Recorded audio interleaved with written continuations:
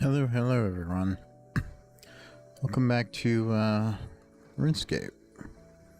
We'll be doing more of the Guardians of the Rift. Just waiting on the game to finish to start. I did manage to buy the boots, and if we look here, I still have 77 extras, so I ground out another 50 loots last night and 30 this morning, so we're up to 183. So we're getting close to the drop rate for the needle. Needle's 1 in 300, and lantern's 1 in 700. So, but yeah, we're partially to having the legs too. Just need what? 223? No, 273. Yeah. More pearls, so over. So we're doing pretty good. I want to see if I wish the outfit gave you more of the like essence to get points with, but until you get the needle, you're gonna be getting 6-point games, and so the needle gives you like 7-point games, and then if you do the catalyst runes, with like magic imbue and the necklace, then you can get 8 and 9-point games, but that's a little too hardcore for me.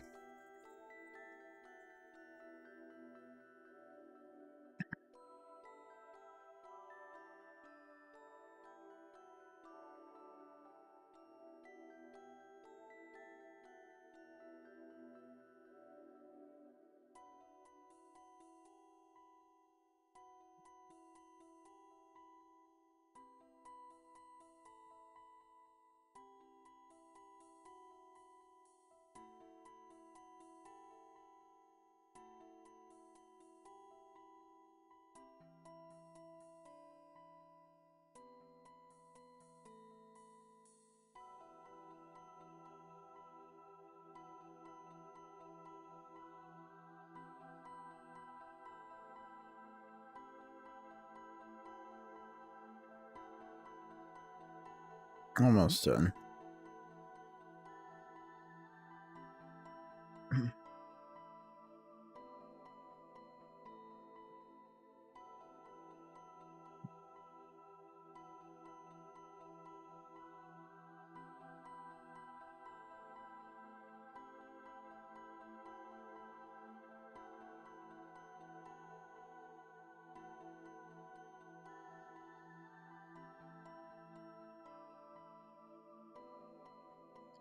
We're gonna go for catalytic first, so because the elementals are easier, so it's easier to like clean up with elementals, but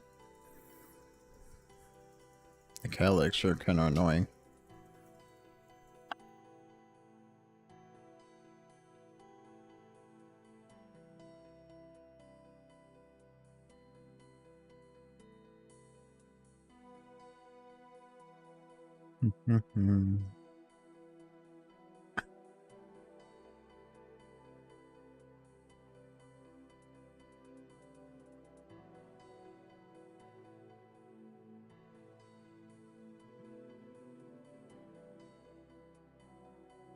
Oh yeah, I turned off entities so that my game would lag less. Ooh.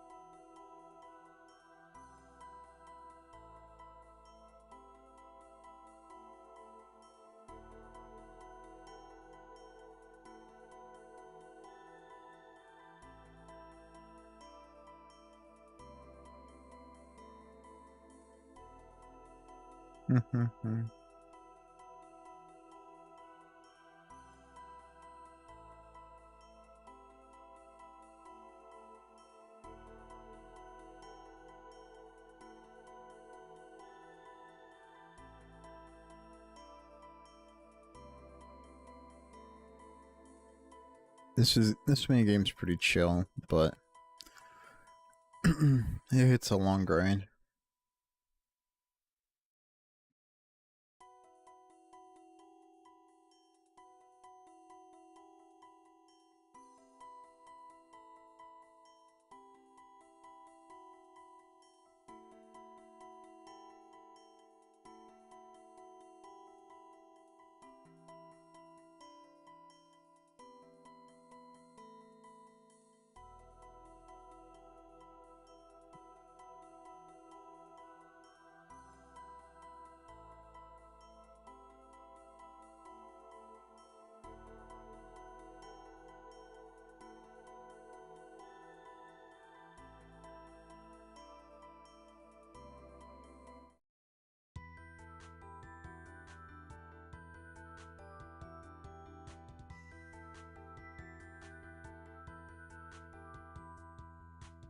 There we go.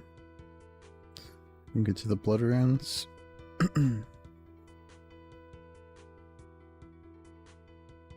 Oh, where are we going?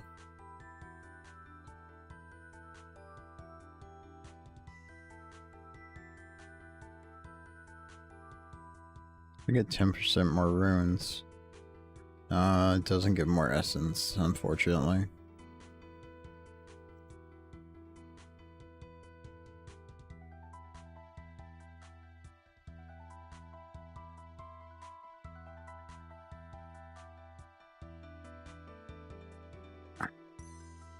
There we go.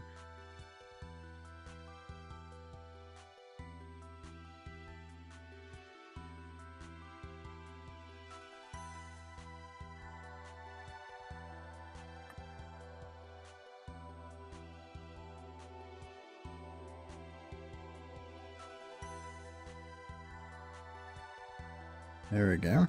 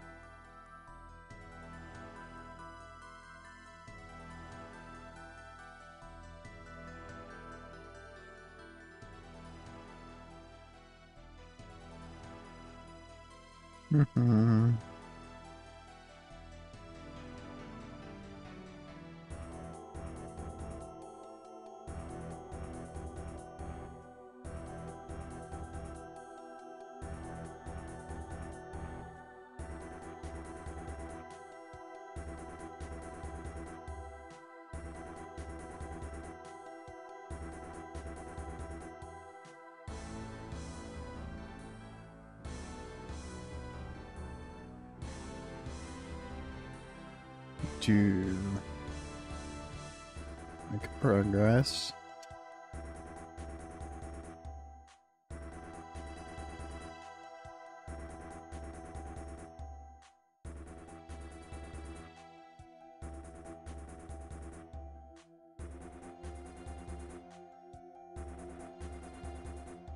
Am I going natures?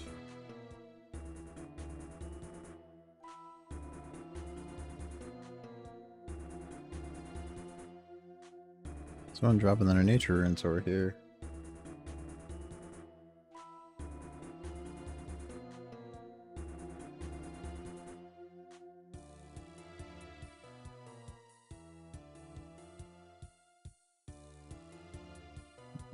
How much is that worth? 28k. It's quite a bit. Just throw away.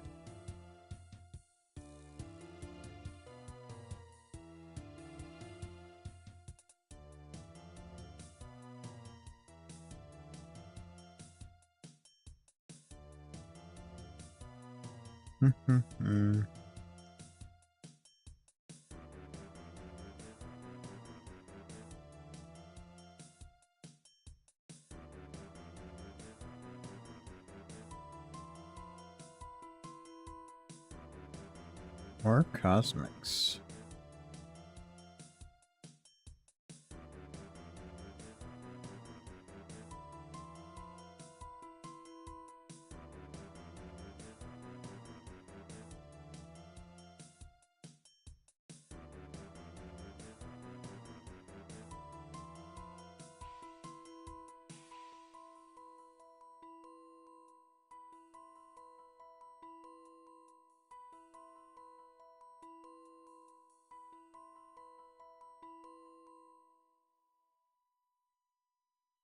There we go.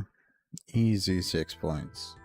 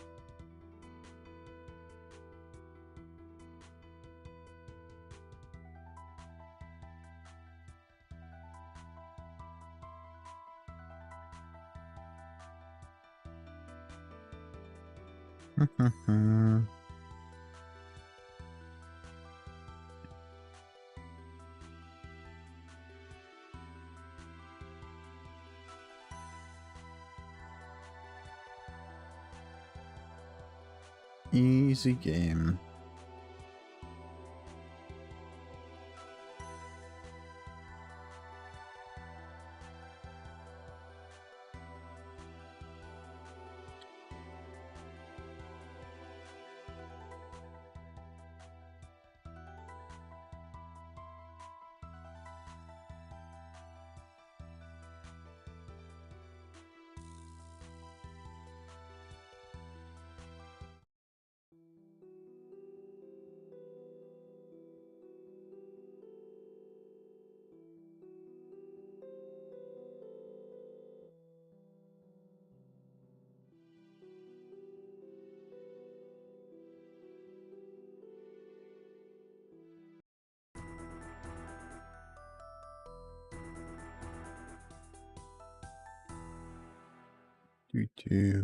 I got a lot of XP here.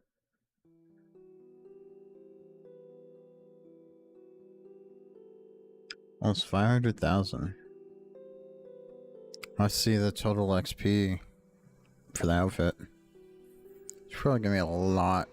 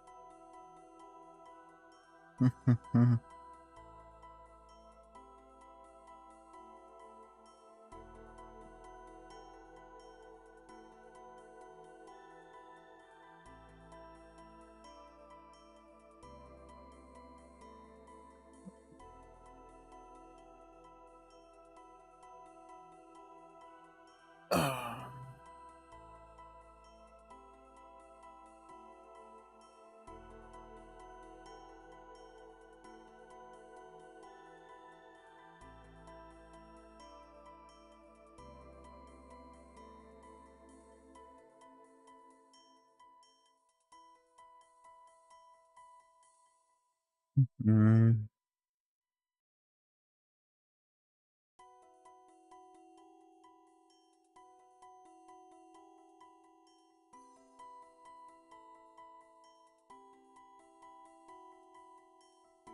There we go.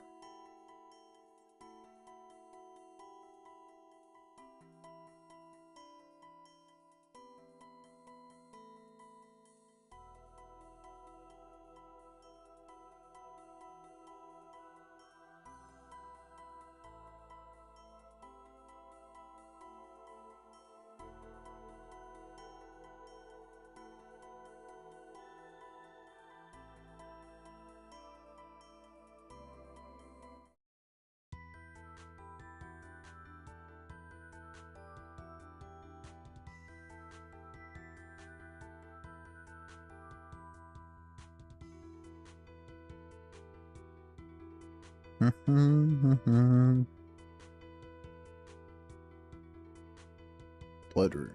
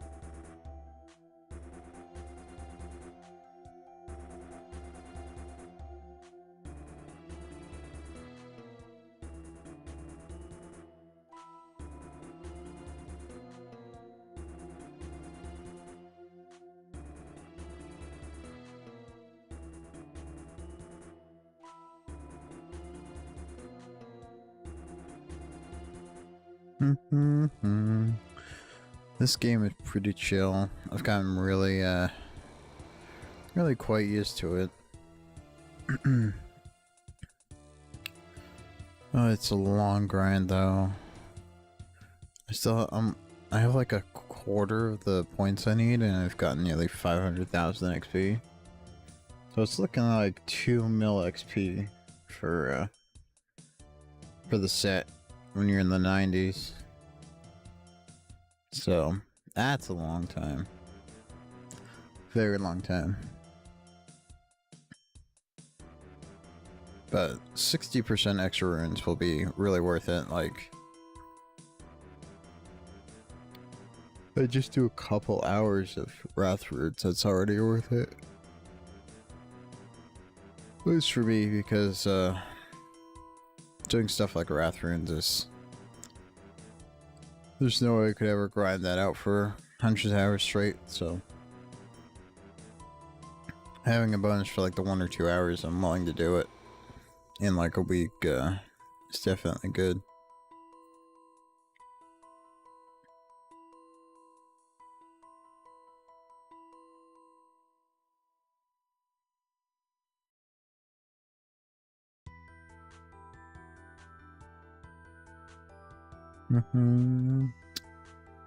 Let's see.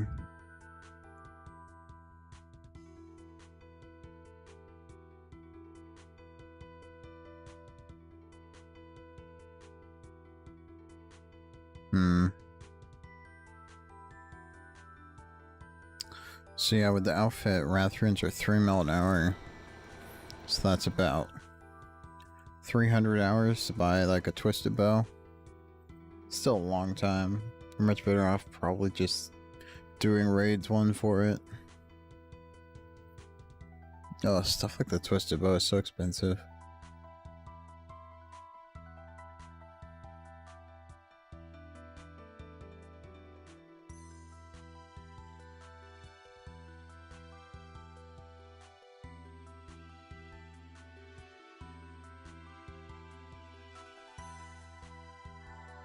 Oh.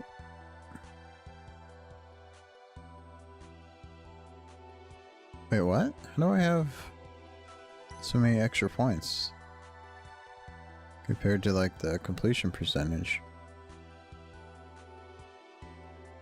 Maybe we'll get 7 this game. Guess we're going real slow. I just need 25 essence.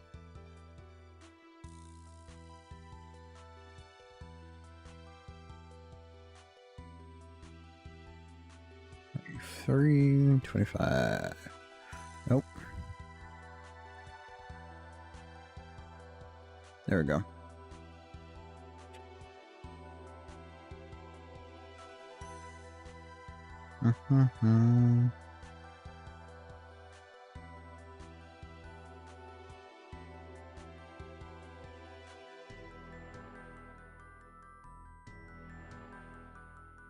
Yeah, we'll definitely be able to get 7 points. That's nice.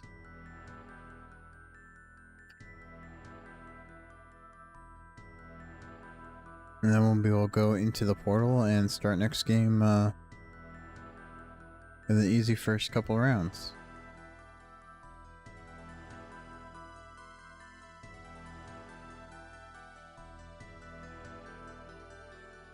Oh, in the portal. There we go.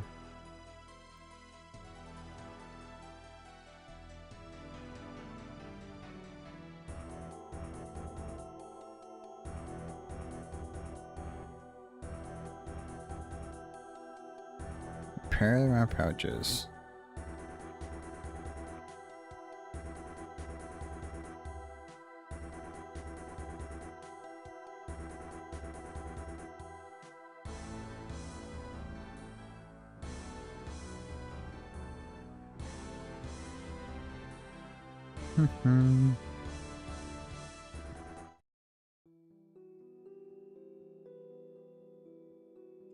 Easy game. Easy game.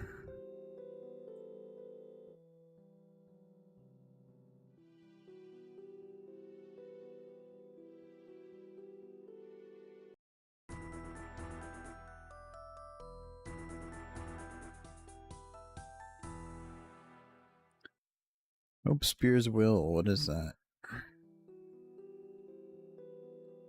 Oh, Spear's Will.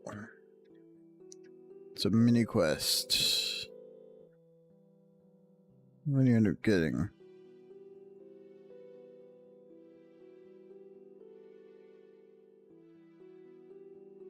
$38,000 per XP.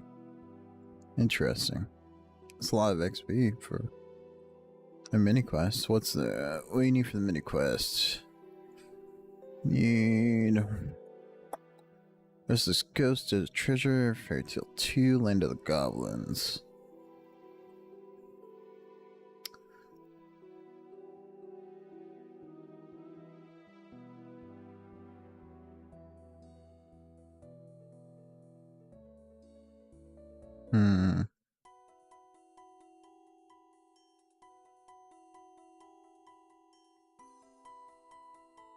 Interesting.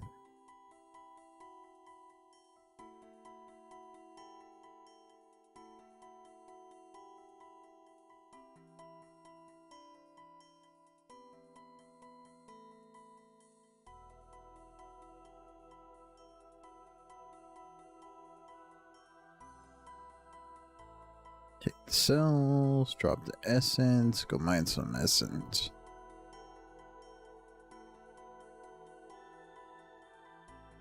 Alright, up to 13 points. Making progress.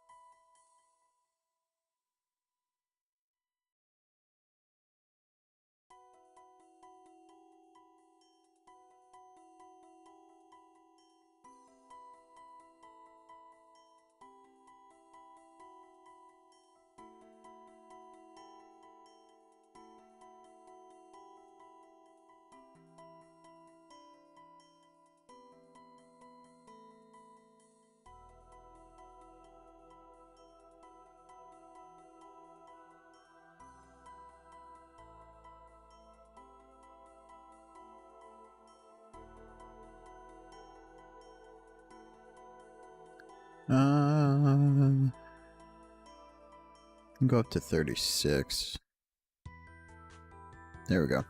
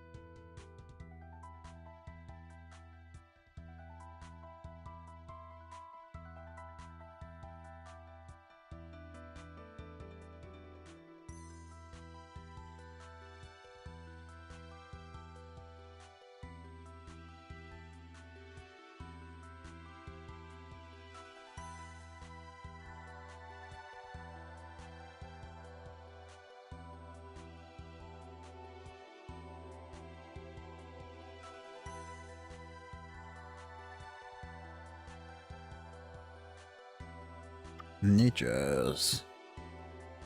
Double natures is probably the best money per craft.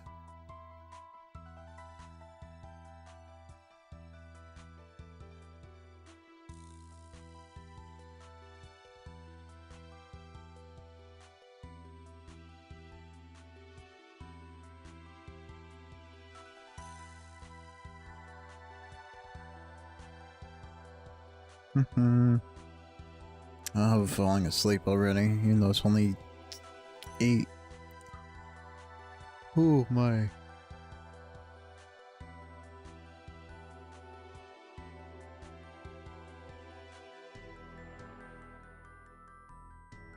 Which mining is crafting? I've gotten 45k crafting and 30k mining XP.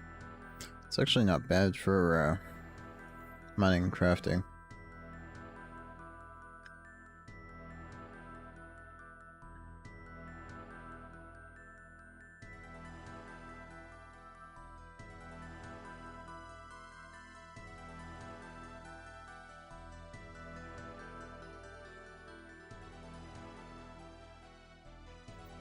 So, while this minigame is really active, it's a really good way of training at runecrafting. You get a lot of XP here.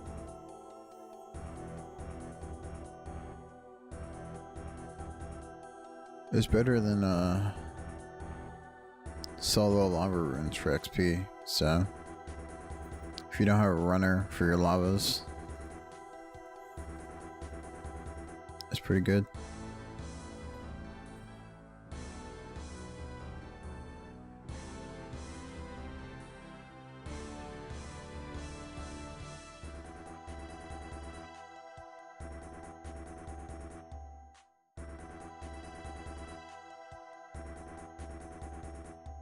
Ooh.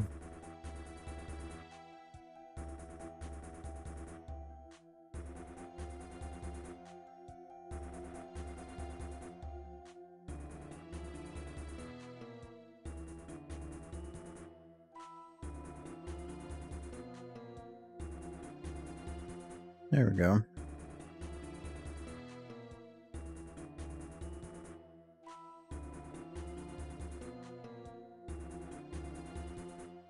More natures.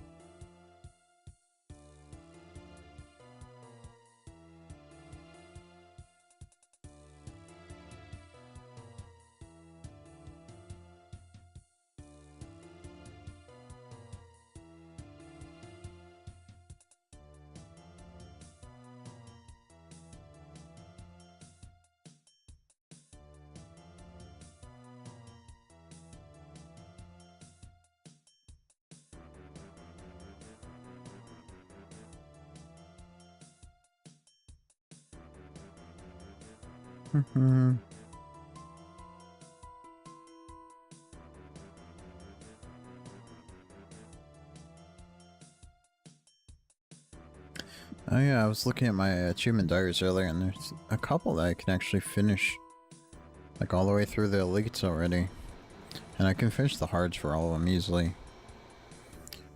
But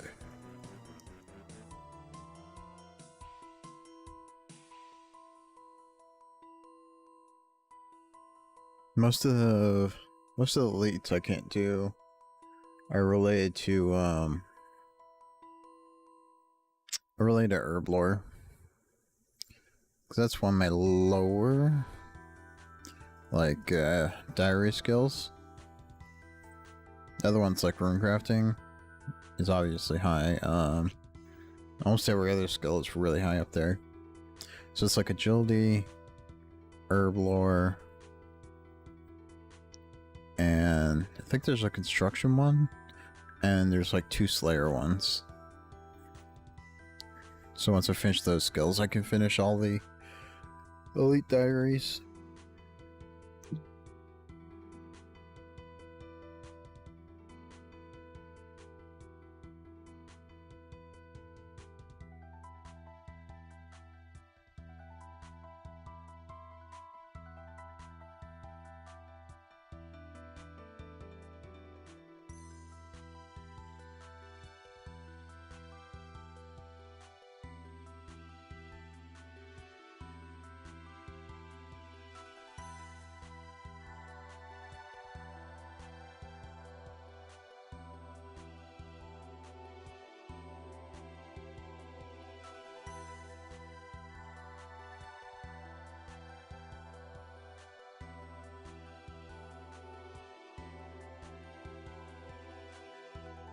Maybe we'll be able to get up 7 points. It doesn't look like it though.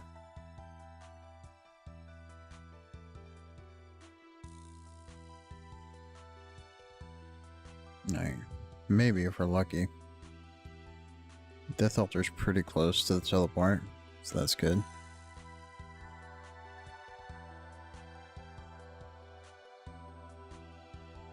There we go.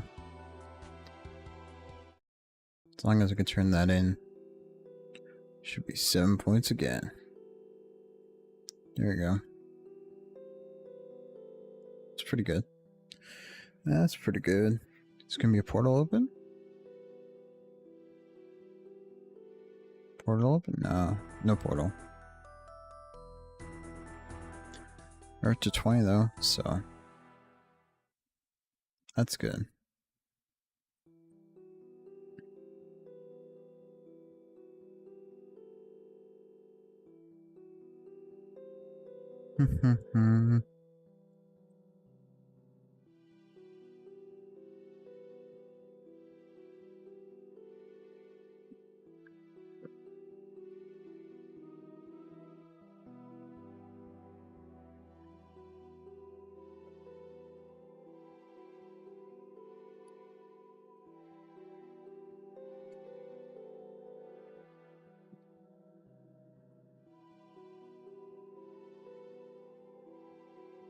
Almost 117 mil XP. I'll be what, close to 118 mil by the time we finish the outfit, I think. So that'll probably be like almost 96 by the time we finish the outfit, which isn't bad. This is a lot faster than me doing it AFK. But I'm looking forward to going back to AFK and just doing like Slayer with Slayer ult. Work on either my free to play or my ultimate. Probably the ultimate though.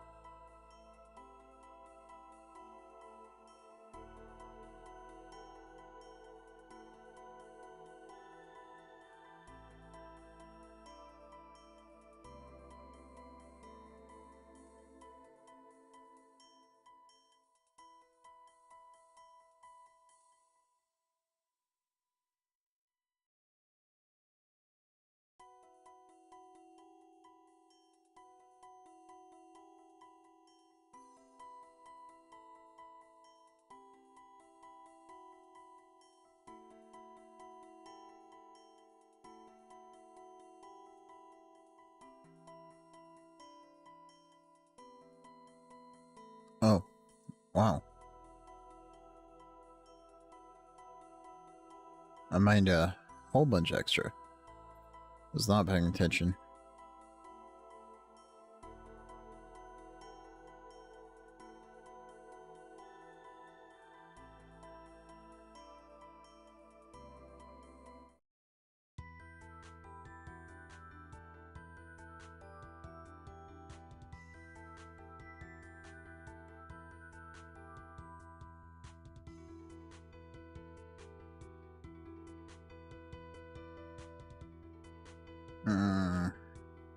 Might miss the portal?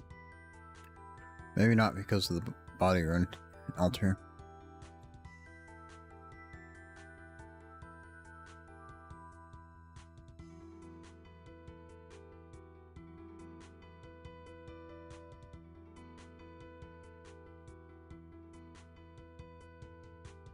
There we go.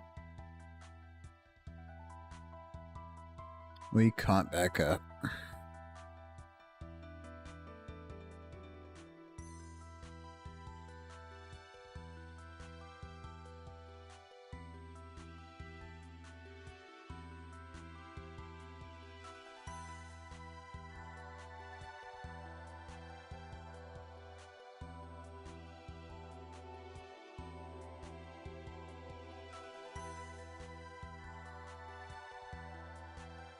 Where are we going? Over to La Runes. Over to La Runes.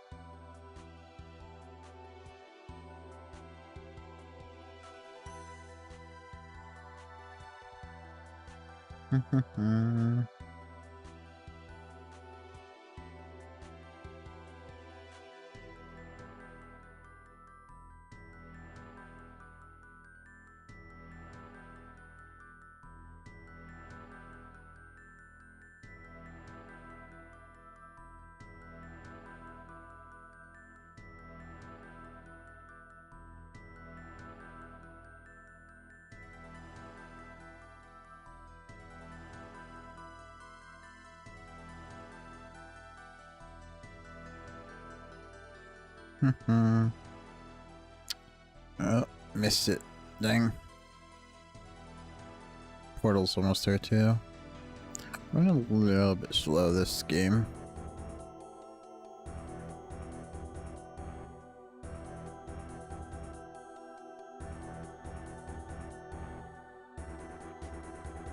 Southeast.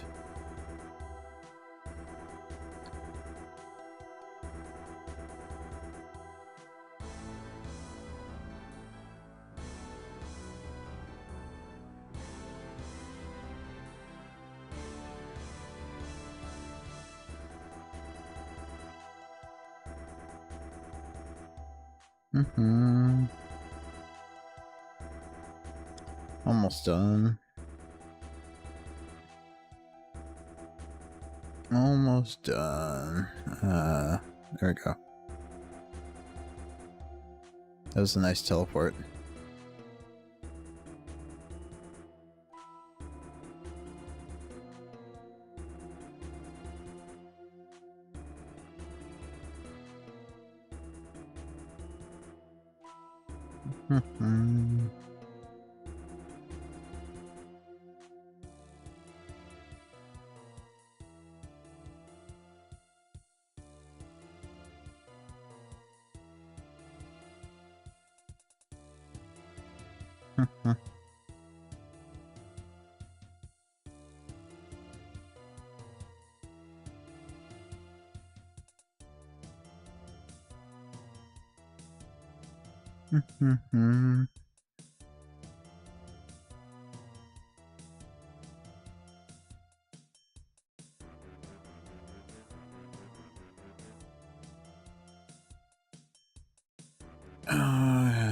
This is not a 7-point game.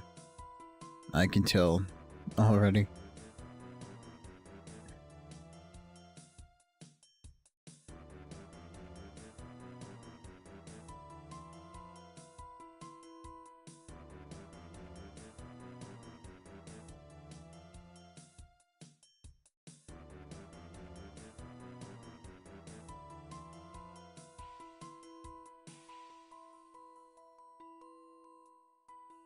Yeah, this is definitely not a 7-point game. It might be, actually. Nah, I think the power's going up too fast. We'd have to finish this craft around 80% to get a 7-point game.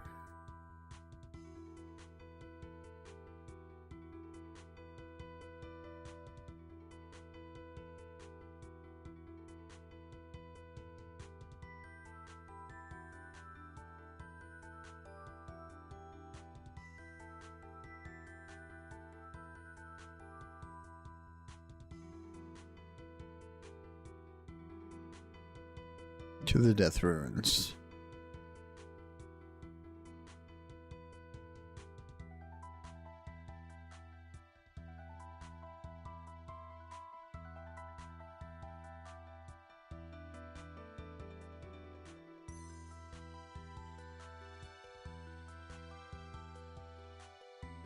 Might be able to. Let's see. We need...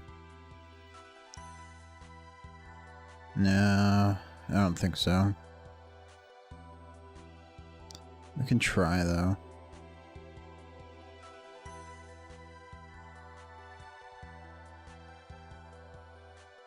Nah, body ruins.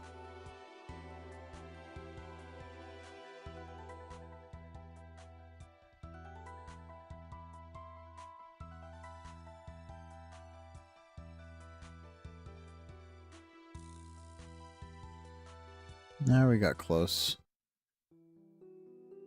We got close. What we really need is the pouch. So.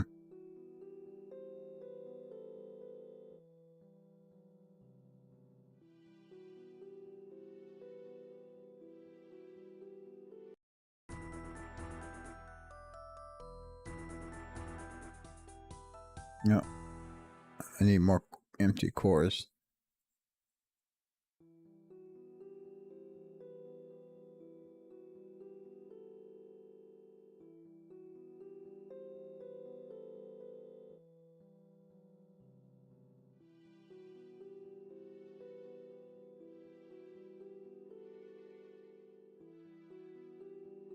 $27 points. Halfway there. Over halfway, actually. Alright, I'm gonna go grab another water real quick. Hopefully I'll get it before the game starts.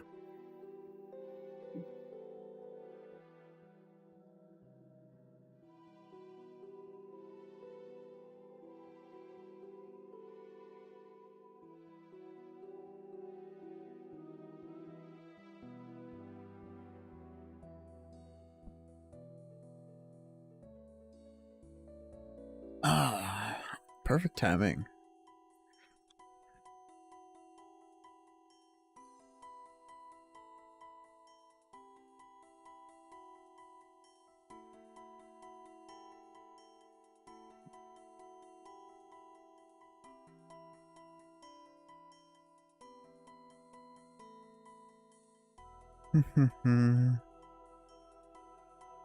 There we go.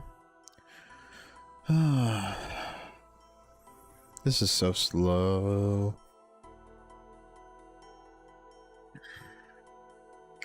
So basically all I'm doing while playing this game is just watching YouTube because it requires too much thought to actually play their accounts. But oh, I did see can I get the link? Do I have time? Yeah, I have time to grab the link. There we go.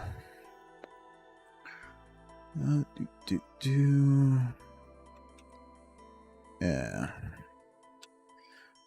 So someone found that link for Runescape 3, and for their 300 millionth account celebration, they're doing this thing where they will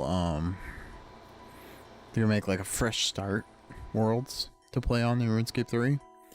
And unfortunately to play on it and like participate in like the skilling race and everything, you need to make a new account. You need separate membership. And they did say that after I think 8 weeks there's gonna be microtransactions, and it's only like a 16-week event, so it's 4 months. And like halfway through they're gonna turn on the treasure hunter, which just makes like all the skilling competitions worthless. But also it's not iron accounts, so there's gonna be the grand exchange, there's gonna be trading, and they're gonna have bonds like immediately. So it's not the greatest thing in the world. You're gonna be able to pay to win, buy bonds in that game mode, and then just buy all the supplies you could ever want. It's probably an easy way of getting membership though. Like you play on those servers and like everyone, like all the hardcore people probably buying bonds to get money real quick. It means you can probably farm up bonds with raw gold pretty easily, I would think.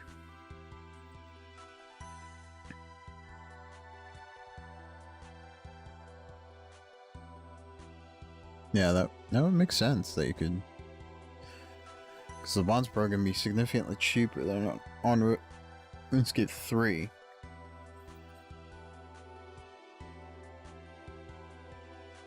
Because there's going to be less gold in total, but the things that make raw gold are still going to be making the same amount of raw gold. So,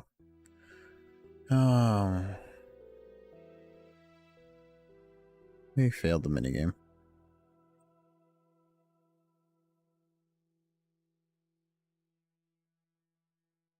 That sucks. Yeah, anyway, you're gonna still be making the same amount of raw gold from that you normally would from like just killing Slayer mobs and stuff, so. And it's so quick to level up an account in RuneScape 3. Especially to train Slayer too. With the new like dungeons and stuff. So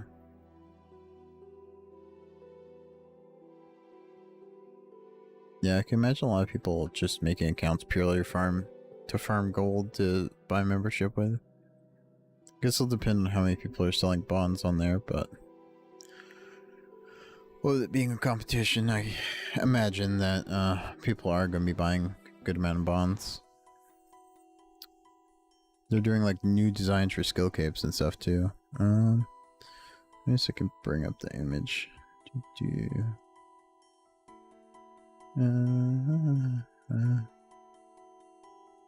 New image. Screenshot 2. And change the properties. Pictures.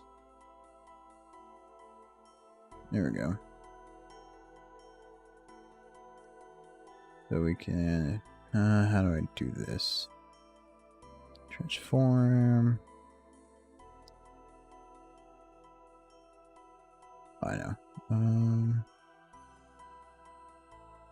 There we go. So, a bunch of stuff. They're buffing, they're changing the gameplays. All the rewards. It's gonna be cosmetics, new skill capes, armor and weapons that level with you, new tradable halos. And eventually these accounts will be merged into the real game, so all this tradable stuff will be sellable on the real game. Fresh challenges and acclaim. So, lots of stuff going on.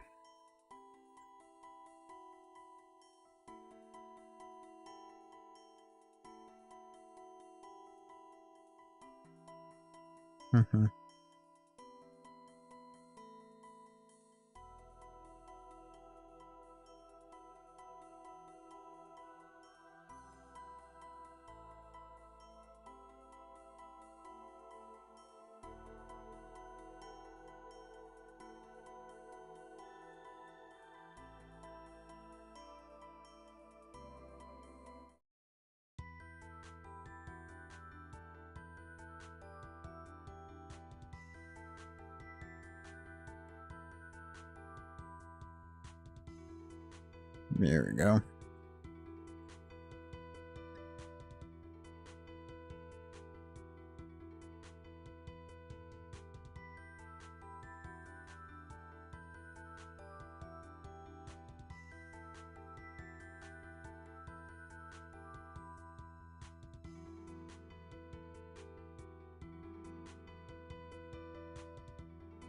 Come on, portal.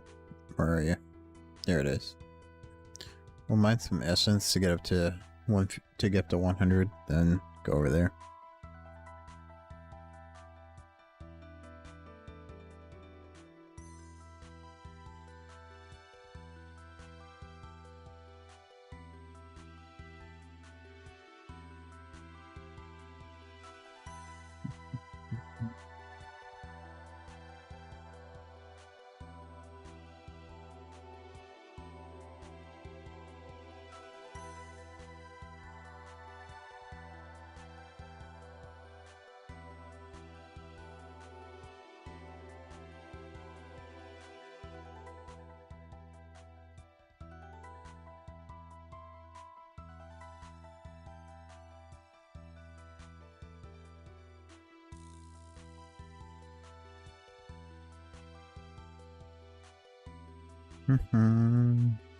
So that's the true blood altar.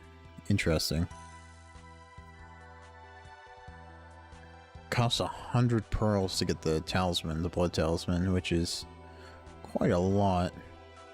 You can also get a catalytic talisman, which gets you to all the catalytic runes. But that's a 1 in 200 from looting the Guardian, so. Although I think the blood tallies are tradable. I'm not sure how much they cost though.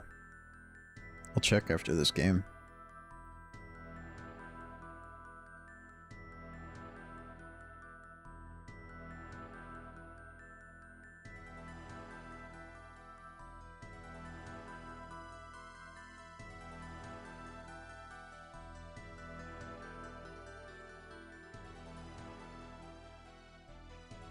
Yep.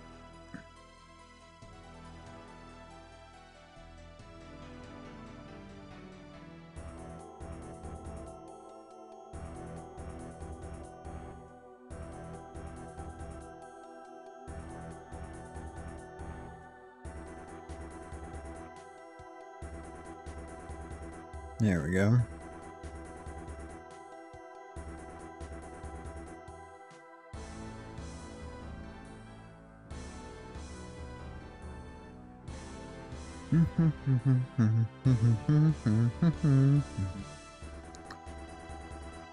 I love the music here. It's pretty good. So I saw someone in chat earlier saying it reminds them of Golden Sun. It kind of does. It does give it the kind of Golden Sun vibe. Now that's an old game from the Game Boy Advance. It was an interesting RPG, JRPG on the Game Boy Advance. Did some strange things. And the tutorial, like the way it guided you through, was not the best, but I still enjoyed it.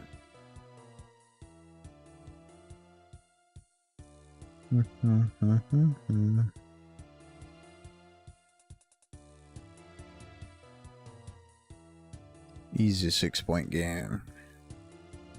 So 6 will put us at 33, 6 will put us at 39.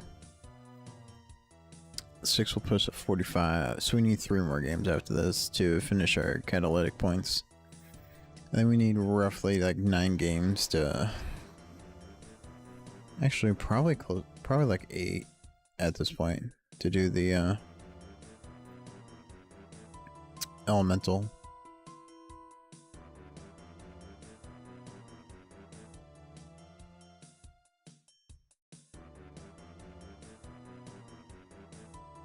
Just not bad. I've been doing this for what, like 25 minutes or so? We've already gotten... How long have we done this? Okay, I've been doing it an hour to get this far. So we're about 33 points an hour.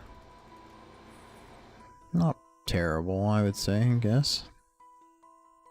So that's 15 loots an hour, roughly. Oh, that's... that's a long grind, oh my. So if you're going for like the lantern...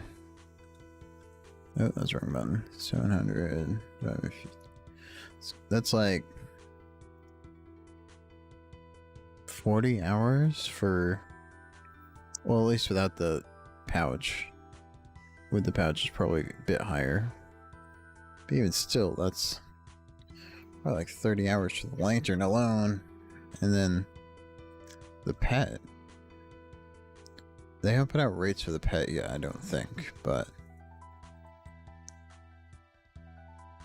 there's quite a few.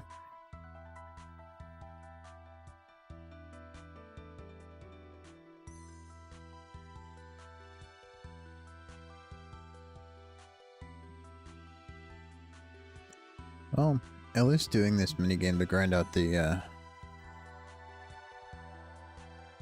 outfit, does speed up my runecrafting grind probably by like a month or so, because when I'm doing an AFK I'm not super efficient, so this probably does speed up my 99 runecrafting by like a month.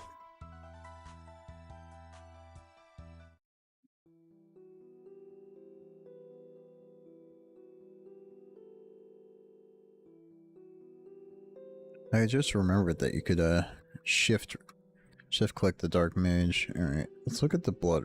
Blood. Oh. Minigame ending knocked out my interface. Blood talisman. It's only 17k for 100. Jeez. That's not very much. How much is the blood shard going for? My gosh, 9 mil. That is expensive. So, the blood shards dropped by the vampires after...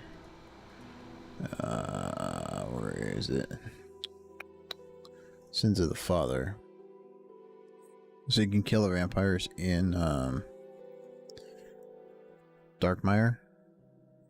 And then they have a chance of dropping the blood shard. You have a better chance from pickpocketing, I think. But you can unlock them as a Slayer task, and they're fairly decent because they drop like ruin and stuff. So my Slayer ult, I've been working through the Darkmire quest to unlock the Vampire Slayer quest. I mean task. I think it'd be cool. Something different to do. And like this teleport here is an infinite teleport that's only slightly worse than the crafting cape to a bank. It's still within one click range, which is better than any other infinite teleport besides like crafting cape or construction cape.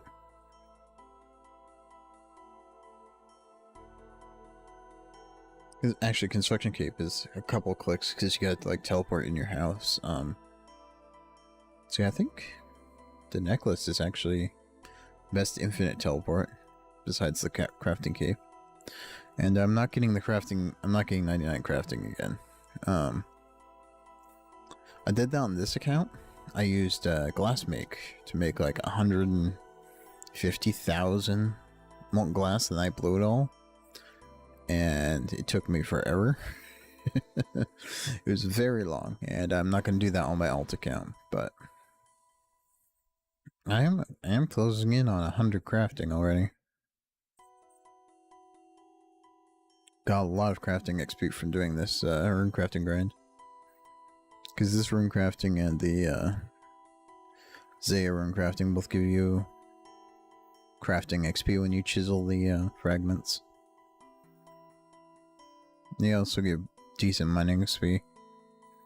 I gained a good, like, 200 and probably almost 300,000 XP in mining that already, just from working on runecrafting.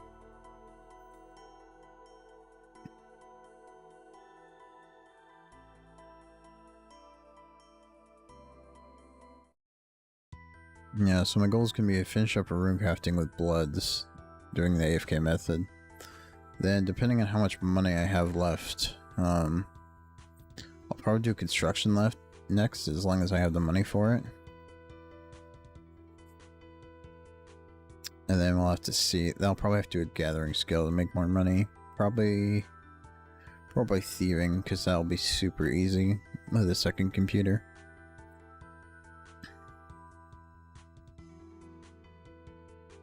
And you make an okay amount. You make like 28 mil, which will probably be enough to finish up. I'll probably be enough to finish up an herb lore, because herb is like 30-ish mil, something like that. So construction's like 114 mil, which is why I'm doing it right after runecrafting, so I'll get tempted to spend the money on something else. And like all my combats will get up over time. I will have prayer bank, so maybe if I ever feel like taking a break from construction, I can do prayer for a bit, because that's a lot more chill than construction. Even with the even do the heads method, because once I get my quest cape back, doing the prayer heads is super easy, because you just telly with the crafting cape, grab all your stuff, grab more heads, I mean, then you telly with the quest cape to the fairy ring,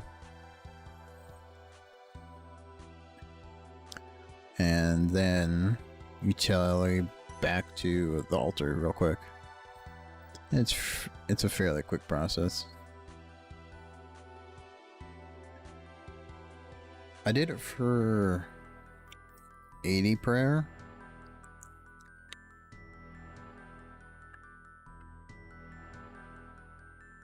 A while ago. And I didn't have the crafting cape at the time. So I had to use like dueling rings, and that was a lot worse. Because you could just go like crafting cape, rune pouch, go crafting quest cape, and then rune pouch just in the bottom, and then just have heads for the rest of your inventory. I also do have... Oh, hi. Hello, Jacob Monster. How do I get my game to look like that? It's a plugin. So if you go here into your plugins for Runelight and you just go plugin hub, it's just the 117 plugin, which if the game would load, I could show you. But yeah, it's just the 0.1 HD beta, and I had drawn this since I have everything turned up to max basically with unlock frame rate.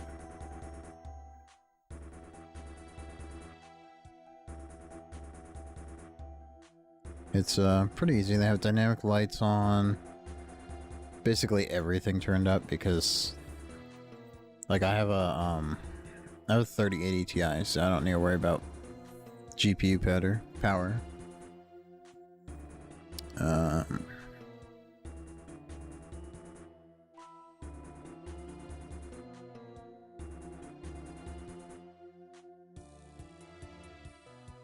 There we go. So, yeah, I expect prayer to be pretty simple to do. We're on a crafting phase. Prayer will be simple. I'm not looking forward to construction. Like, construction is so awful. It's fast, but it's just so awful on like your hands. Especially when you're going, like, getting to like 80-ish. So you have all the teleports and stuff in your house isn't bad, but going for 99 is going to be pretty bad, because that's 12 times the current XP I have in it.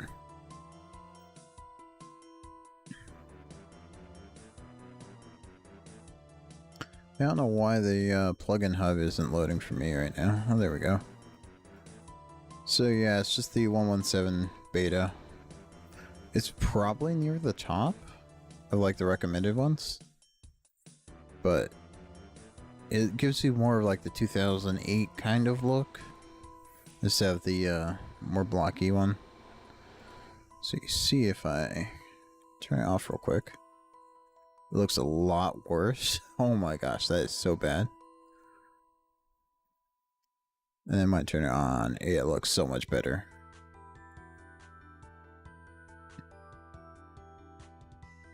So, highly recommended.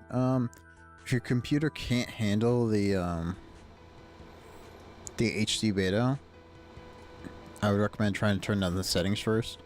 And then if you can't handle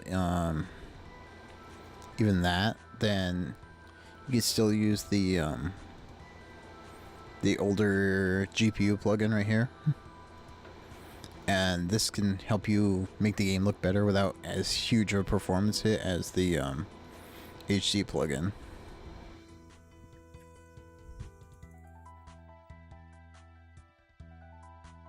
But the HD plugin is so good. Yeah, this area just looks awful without it. Like if we go to one of the altars, like the Earth altar, for example. Look how bad this looks. And then if we turn it back on, it looks like a more modern game. Now it's just like a stylized sort of cartoony looking game instead of just completely old. It's really good, especially for like lighting effects, like around that portal and stuff.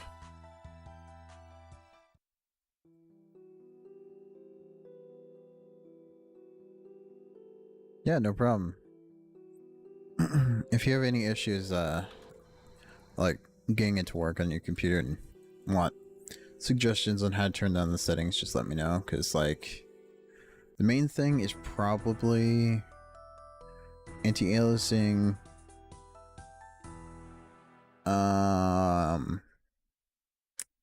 Anti-aliasing dynamic lights will definitely kill. Dynamic lights and dynamic shadows will totally kill your FPS. So I actually have my shadows turned down specifically because I usually play multiple accounts, and trying to run extreme or ultra shadows on three different clients is still too much, even for like a 3080 Ti.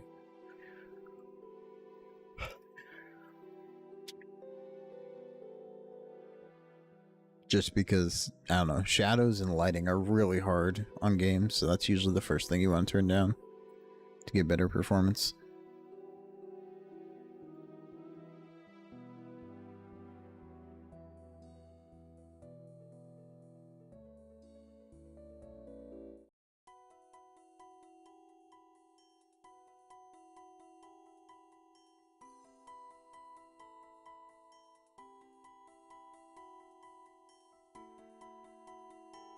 And if you're ever starting out on this minigame, I highly recommend getting the Varrock armor, because it really helps in the beginning getting the Guardian fragments when you can't hold as many essence in each pouch.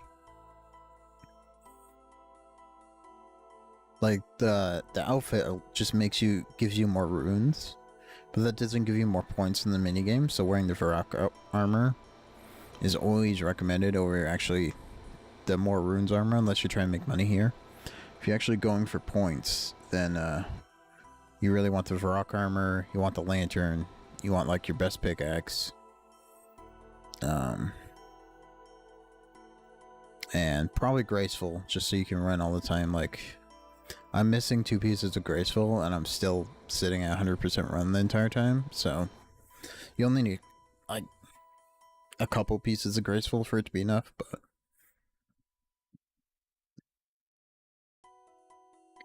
yeah, for the minigame, so what you want to do first is, in this beginning phase, you mine up to, if you have all 4 pouches, you want to get up to like 150-ish. If you have less pouches, probably like 120, 130. Basically enough fragments so that you can do 3 full inventories worth. And then you'll do 1 crafting round in the beginning, right before the first portal happens. And then that should set your timers up such that you can get 6 crafts in. And then I've only been aiming for 6 points, because you really need the upgraded pouch with like 85 Runecrafting and the like 1 in 200 drop to be able to do 7-point games consistently. At least I've gotten a couple 7-point games when like all I do is craft like death and bloods, so I always have the like overcharged catalyst thing, overcharged core, and then those extra points plus like a small like 30 essence craft at the end is enough to barely push me over. But and in terms of drops, I've gotten, the only thing I've gotten are pearls, and I have 183 pulls, so I'm almost on drop rate for the needle and I still don't have it. And like the drop rate for the pearls is still feels awful as well. Oh, and another big thing, because you need 100 points to get a reward point, I recommend only doing like one type at a time, catalytic or elemental, because then it makes it much easier to like recover from something going wrong and you like messing up your timers, because you'll have the bonus points from the cells to help like carry you over in case you miss a cycle. Like something like that going wrong where you try to kill a ghost and then you don't notice. um, but yeah, the points from the cells really do help you recover from mistakes. So it's highly recommended to just have 10 on you at the beginning of every game.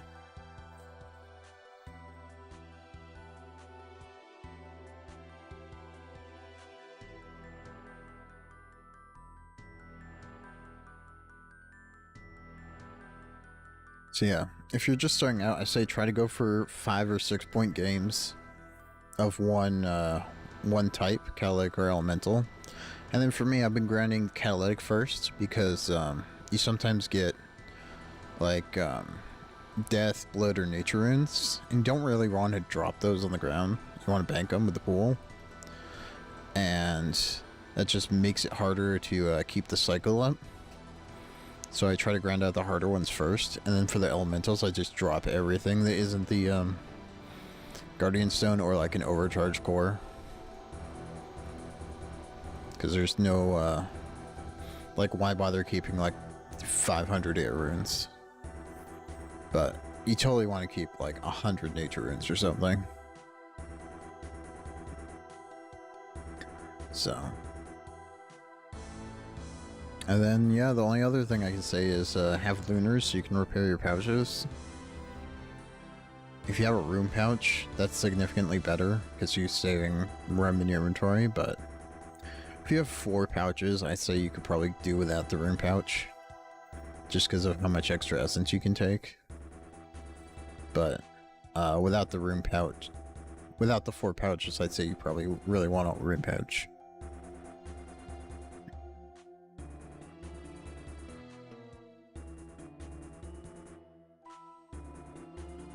That one was slightly short because I wasn't paying attention. But it's those slightly short ones where you're like missing 3, where turning in the cells really helps. Because as you can see, I'm still above 400. Whereas without turning in like 2 of those cells, I might be like 1 point under 400, or just right at it. So can really help you recover from mistakes. Like, I've had games where I forgot to repair my pouches, and turning in the cells is the only reason I got 6 points instead of 5.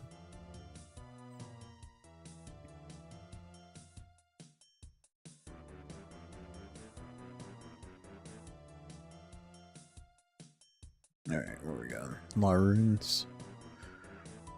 I can definitely see that this minigame has lowered the value of like all the runes, but so nature runes are so cheap now.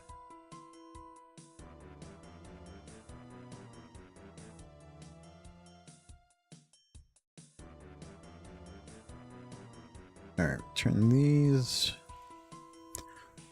So as you can see, it's just a cycle of craft and portal, craft and portal, craft and portal. Then once you've done your 3rd portal, you're done.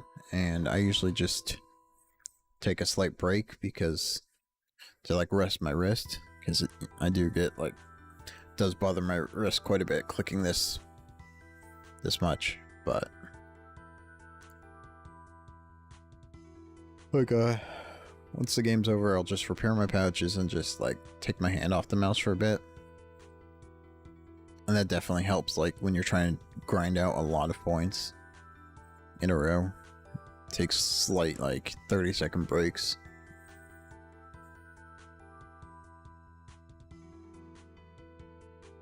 And, what else? Oh yeah, my only other recommendation is, make sure you can actually, like, craft death runes.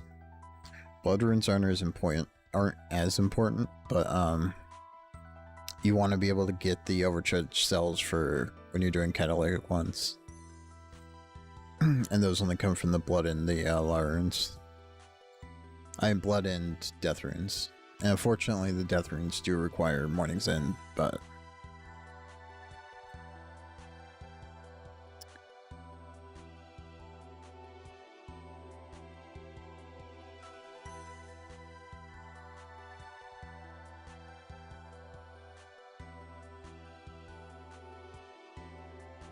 One more game, and then we're done with catalytic.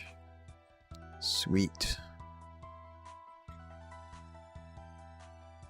So another 50 loots will put us above the drop rate for the needle, so hopefully we get that.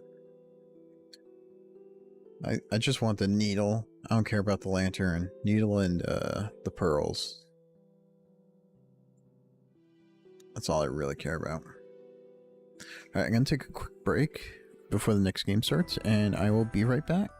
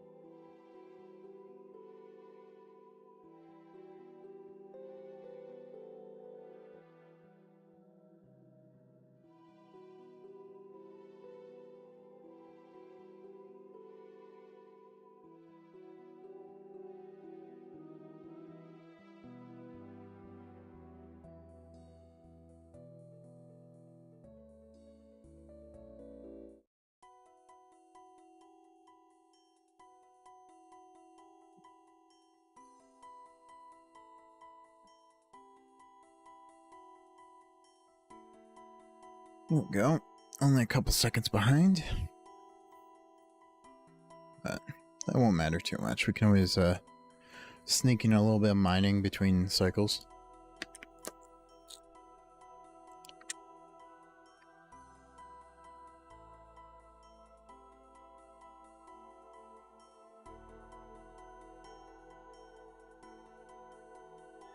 Oh.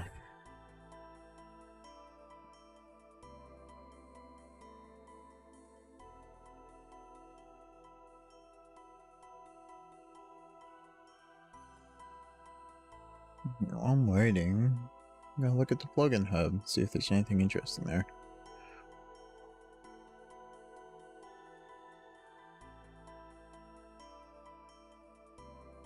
Quick caves, left click dropper. That's an interesting one. Ultimate quest guide.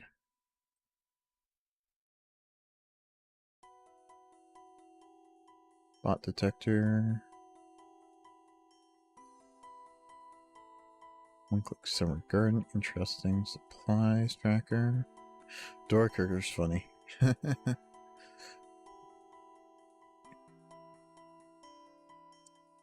Maybe there, shortest path. Look up.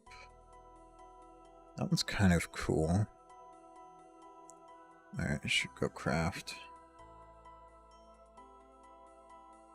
There's a couple cool new ones that have come out recently. I don't remember what they are, so I can't tell you, but...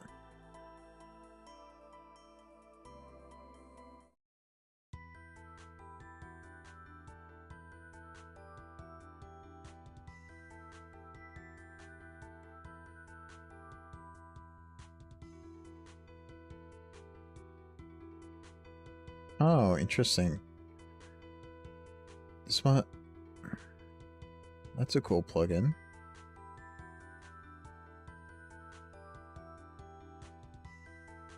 Oh, this is cool.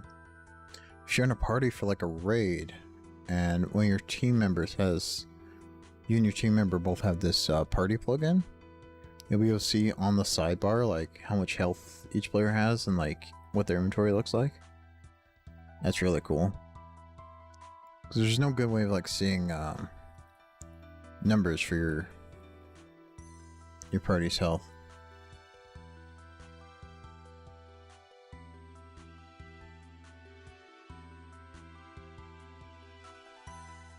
That's cool. It shows you their prayer too and their spec.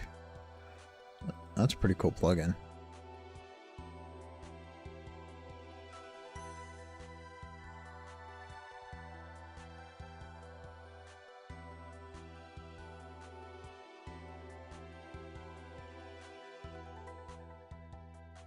Alright, power up the Guardian, grab our blood runes real quick. Deposit those, and run over here. We're a little bit behind cycle, but we should be fine.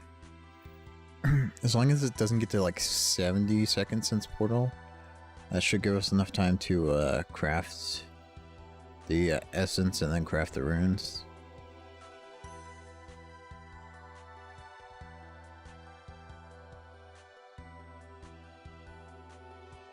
Yeah, we should. It'll be cutting it close, but we should be okay. Hopefully we'll get like a mind or body rune. That would make it a lot easier to do the craft in time.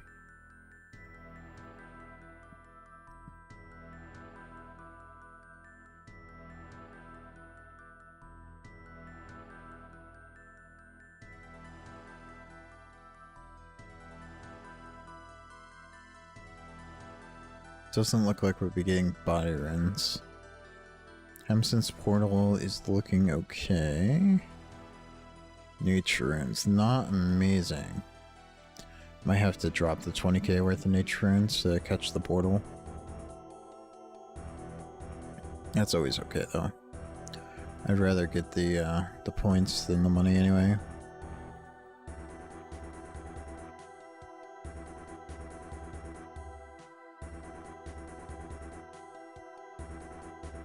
Looks like we'll be fine either way.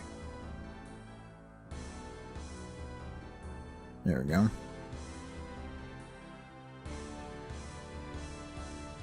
Managing the cycles like this is the hardest part. Especially if you get behind slightly. Can really mess you up.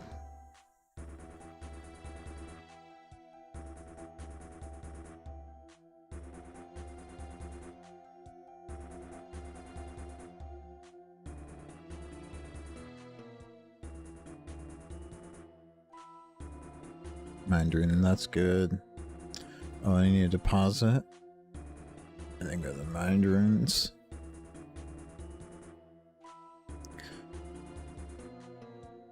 Yeah, it can be hard. It just depends on like how many pouches you have.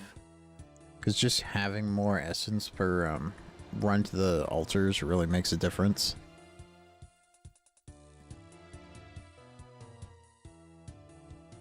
So once you get the giant pouch, you're easily doing like 50 essence per altar, and that gets you 100 points. If you don't have that, then you're doing 38, which gets you 70. 38 is what, 70?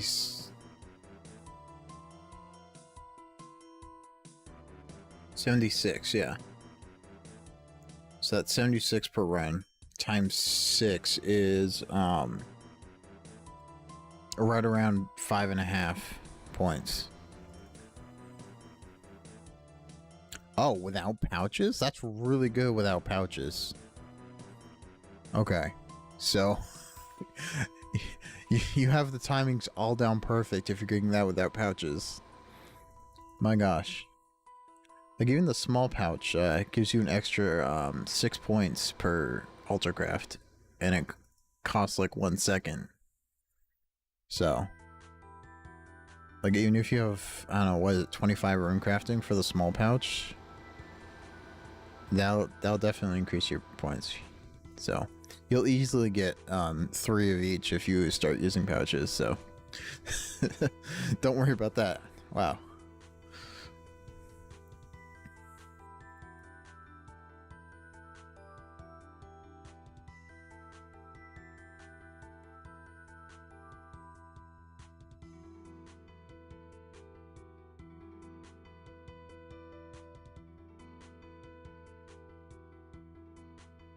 And like I said before, it is easier to just go for one at a time, because you don't need to get like equal points each game.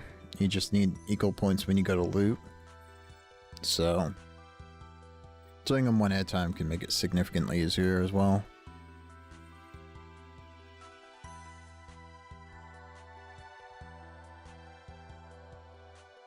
There we go. Yeah, nature runes are 20k per inventory. That's not bad. Alright. On to elemental runes. I probably made like, I don't know. I'm not sure what I made from this minigame. Just from looting, I've made almost 2 mil. Probably from crafting, I've made 1 mil too. So, like almost 3 mil. That's over many hours.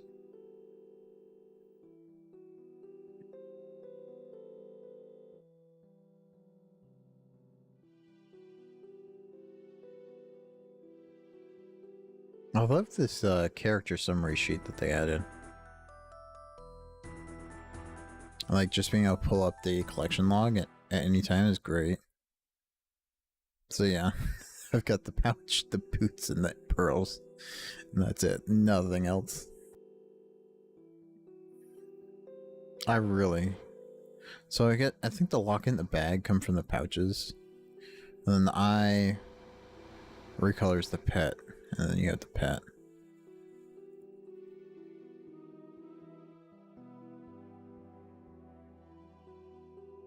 Yeah, sadly, like, unlocking the armor feels good, but it doesn't get you any more points in the game, so it doesn't make getting any any more pieces any faster. So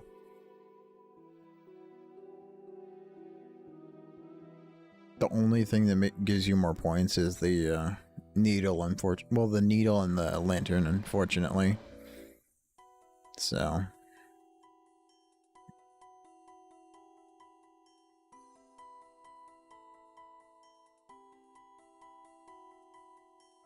but 60% extra runes, like if you're gonna go to 99 rune crafting with like bloods or something, that's an extra like 40 million GP or something.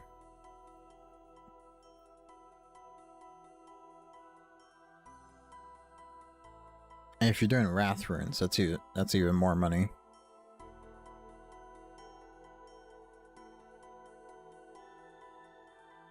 Or if you're playing an iron account, that's that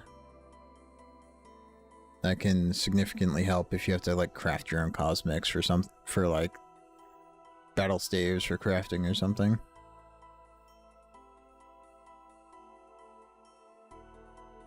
So and this is also a good way of training rune crafting. So mid-level rune crafting is pretty decent here. And even at high levels, it's getting like 48k an hour. So it's not bad. But I've been here 10 hours and I have the boots, the cheapest piece. So it's not a fast thing. Yeah, with 94 rune crafting and like having everything unlocked except that I could before I came here, I got the boots in 10 hours. So it's probably about 40 hours for the full set, I'd say.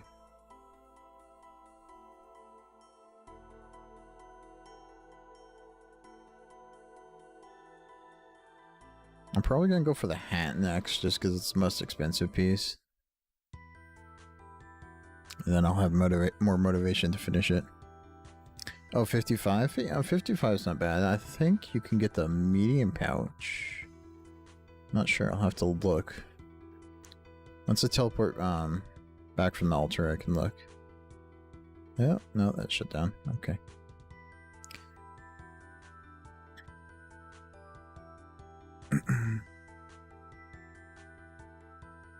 Also, if you're doing this and you're using Runelight, the Guardians of the Rift plugin for the better timers and stuff is really handy.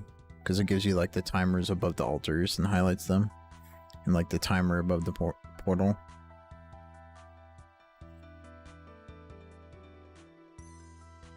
Alright, yeah, 50 gets you the large pouch, yeah, so that should easily get you like 50 unlocks a large pouch. That should easily get you 6 reward points per game. Oh. I accidentally did catalytic again. I keep doing that. I accidentally do catalytic points because I've been doing it for so long. I completely forget that the elemental ones are a thing. I wish getting pouches was better, but like the only halfway decent option is to need fairy rings, so because fighting them in the abyss is no fun. Yeah, I always screw up like when I have to swap over to the different types of runes. Just because I'm not paying attention at all. It's like, after 10 hours, this is like complete autopilot. And like, I barely need to think, so.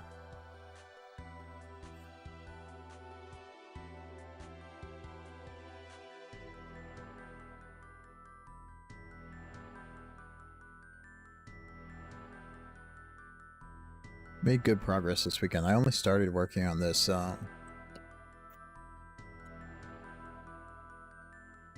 Friday or Thursday, I think. Yeah, that is the struggle of the catalytic runes. You can't make very many of them. You can do nature's up to, you can do up to laws, but you can't do any of the strong cell. I mean the overcharged cell ones, which get you the extra bonus points, which really help when you're trying to get to that next point threshold.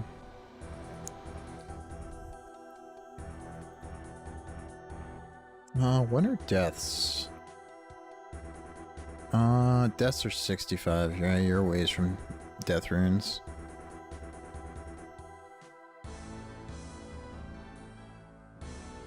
I forget, just because I did runecrafting so long ago. Like, it was like, I can probably pull up the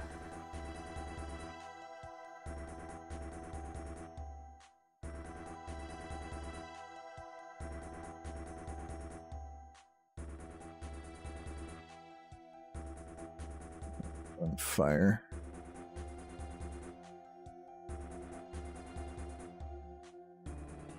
Oh, did I not fill my pouch all the way? Yeah, I didn't. Dang it.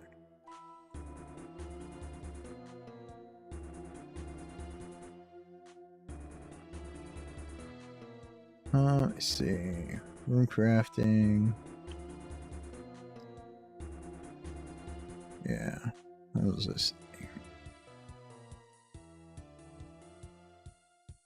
Yeah, 2 years ago was when I finally got 77 runecrafting, and then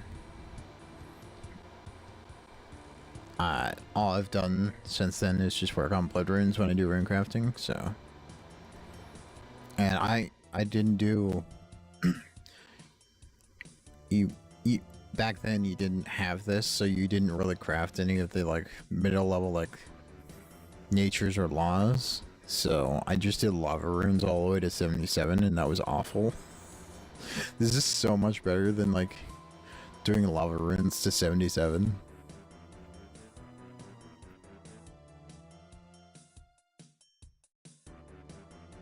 But once you get up to 85, you can use the giant pouch. Apparently it's much easier because the giant pouch holds 10 more essence in one inventory slot than my 4 pouches do by themselves. So gives you 13 more essence per run, and therefore 26 more points. So you easily get all 7 points per run. And you can push to 8 with like the if you're doing like the combo runes. But the combo runes requires like you to have 2 necklaces in your inventory to cast magic imbue, which only lasts 10 seconds, and it's too much of a hassle for me. I could be getting like 7 or 8 points a game if I was bothering with the combination runes. But I can't be bothered to do that. That's way too much effort for just trying to chill and play RuneScape. So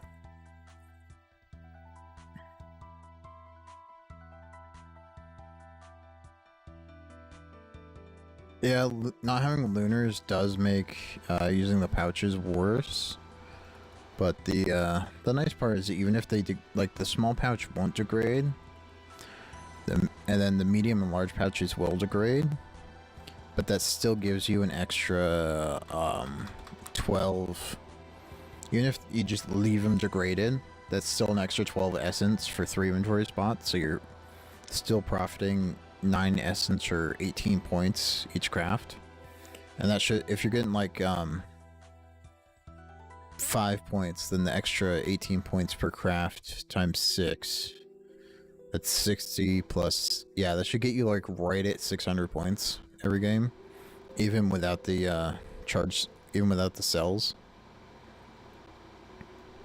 So math wise, it should work out that you get just about exactly 600 points every game, even without turning in the cells, even with the pouches degraded. So, and 6 points is 20% more than 5 points, so it'll make your loots, it'll give you 20% more rewards per hour.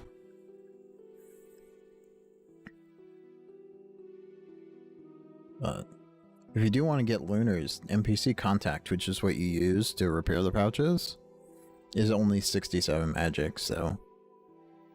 And then that only requires lunar diplomacy, which is like 60 mining, like 35 herb lore. I think that's all. 60 mining, like 35 herb lore, and then like 65 magic, I think, is all you need. I don't know, I can look it up real quick. OSRS lunar diplomacy. What do you need for this? Yeah, let's see. 61 crafting, 40 defense, 49 fire making, 65 magic, 60 mining, and 55 woodcutting, yeah. And unfortunately, you can't boost any stats for that one, so you can't use like spicy stews or potions or something. So, but that's a good quest to like work your way towards. Not just for runecrafting, because there's a bunch of like utility spells like utility teleports, plant cure. You can cure poison just by using runes, so you don't have, so you have basically infinite anti-poisons if you're fighting stuff that poisons you. The best ones are definitely like super glass make, because that makes crafting training super easy and significantly like cheaper. Spinning flax can actually make you money sometimes just by like spamming a magic spell. And if you're playing like an iron count, it's so much better than actually crafting the bowstrings. What else is there? String jewelry, that's magic XP, that doesn't make anything. Magic imbue is basically a required part of crafting lava runes if you ever want faster XP. What else is this? Fertilize. Oh yeah, you can use, there's a spell instead of like using compost for farming. I don't use like, plank make, that's can be handy. So that lets you make planks with a spell instead of having to run all the way to like the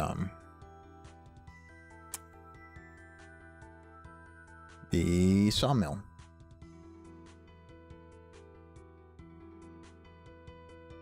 But yeah, the most used spell is probably Super Glass Make, just because of how much easier it makes crafting. Especially if you mine your own sandstone and farm your own seaweed, it can make crafting really cheap, because it gives you extra molten glass for the ingredients that you put in.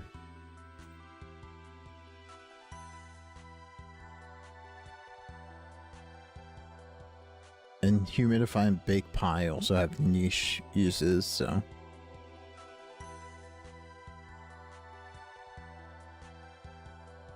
Yeah, it's basically like the utility spellbook.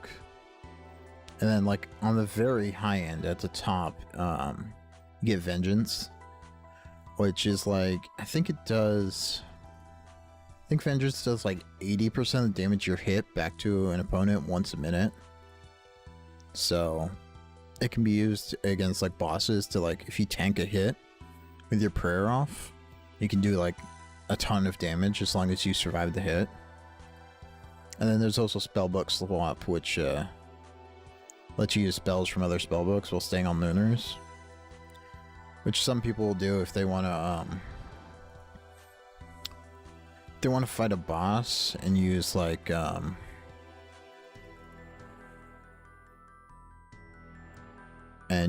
Ice Barrage on, use like an ancient ice spell on like minions or something to stop them from moving, and then while staying on Lunars for Vengeance.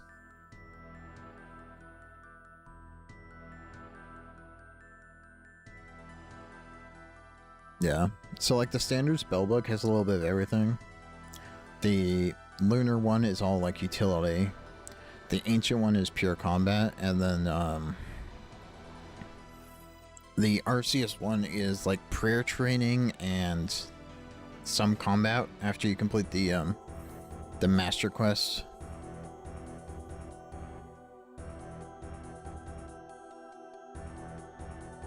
Yeah, number one son, Guardians of the Rift is actually pretty chill. It's all like timer, it's all based on like one timer. So as long as you just do things in the along with the timer, it's pretty chill because you're just basically running in a circle repeating things. And it's pretty decent Runecraft XP in case you ever want to go for like beyond 99. I'm not sure how the math works out, but there is a point where if you're trying to make a ton of money with Wrath runes, getting the outfit can be worth it, even if you're 99. But I haven't done the math to figure that out myself. But if you do get the outfit and you have, what? Oh. If you do get the outfit and you're making Wrath runes and like your pouch never degrades because you have the upgraded pouch, that's easily over 3 mil an hour. So it's a pretty good moneymaker.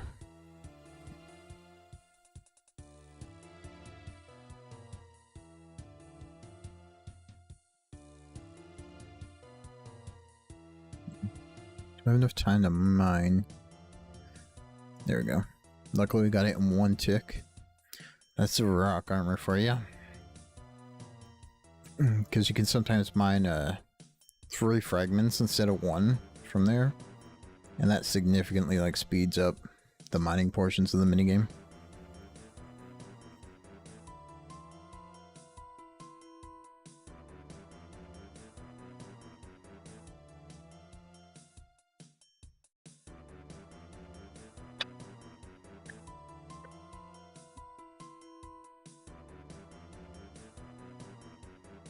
Alright, fire runes again.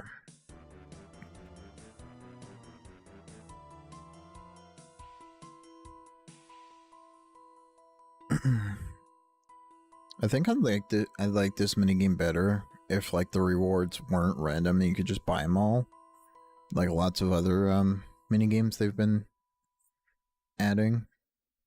Like the new smithing one, Giant's Foundry.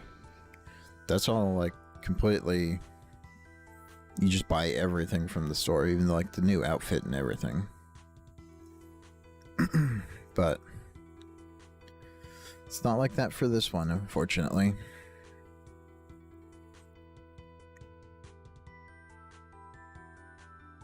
Yeah, it looks like it's pretty good for like smithing XP in terms of like GP to XP, and if you want like AFK money making, the new cannon mold is pretty good.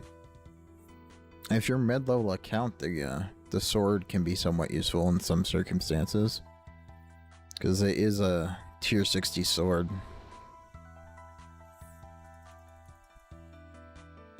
What am I doing? But yeah,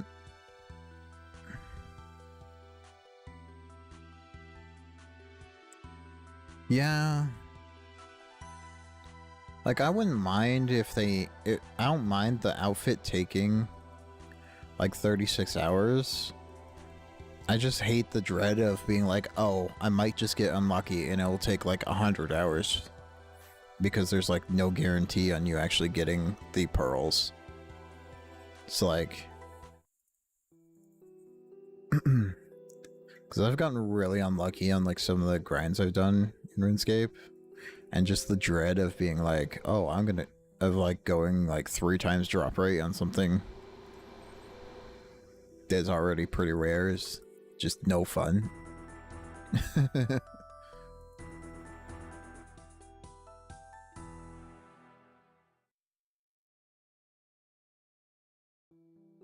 But yeah, I haven't actually tried the Giant's Foundry because, like you, number one son, I'm 99 smithing, just like you're 99 runecrafting, so I just never tried the minigame. Yeah, the needle's pretty awful. Like, by the time I hit, so like I probably would have hit drop rate by now, because my 83, that's roughly, yeah, I'm a little bit over drop rate if I were to like have all my points. And I've gained almost 600,000 Runecrafting XP. Yeah, like 11 hours for the needle is kind of too much, I think. Because that's like the big, like beyond the extra runes, the needle's the needle and the lantern are the only things that get you more points in the entire like mini game. So they're the only way you can like progress well in the mini game, and they're just a random drop. 1 in 200, 1 in 700 for the lantern. And like some of the lantern stuff is cool. Like I think the U one has a 10% chance to double the points when you deposit essence. So like you could, if you're doing like 4 patches like this, you could sometimes get 200 points when you deposit instead of 100. But the lantern is 1 in 700. That's another... Let's see, that's like another 25 hours. So like 35, 36 hours to just hit drop rate on that.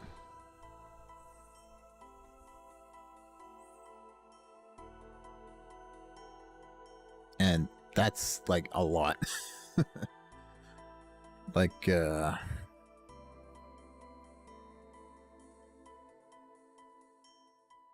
my ground sort of kill count is like 64 in 10 hours-ish. So I'm getting about 6 kills an hour. So 36-ish points an hour. Which is only, what's that, 18 loots? It's like to get the, yeah, it's like 35 hours just to hit drop rate for the stupid lantern.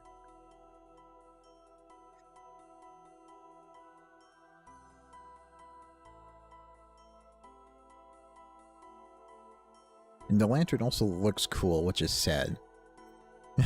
It's one of the cooler looking items that you can have in like your offhand slot, and you have to basically grind out the entire outfit to like just hit drop rate for it.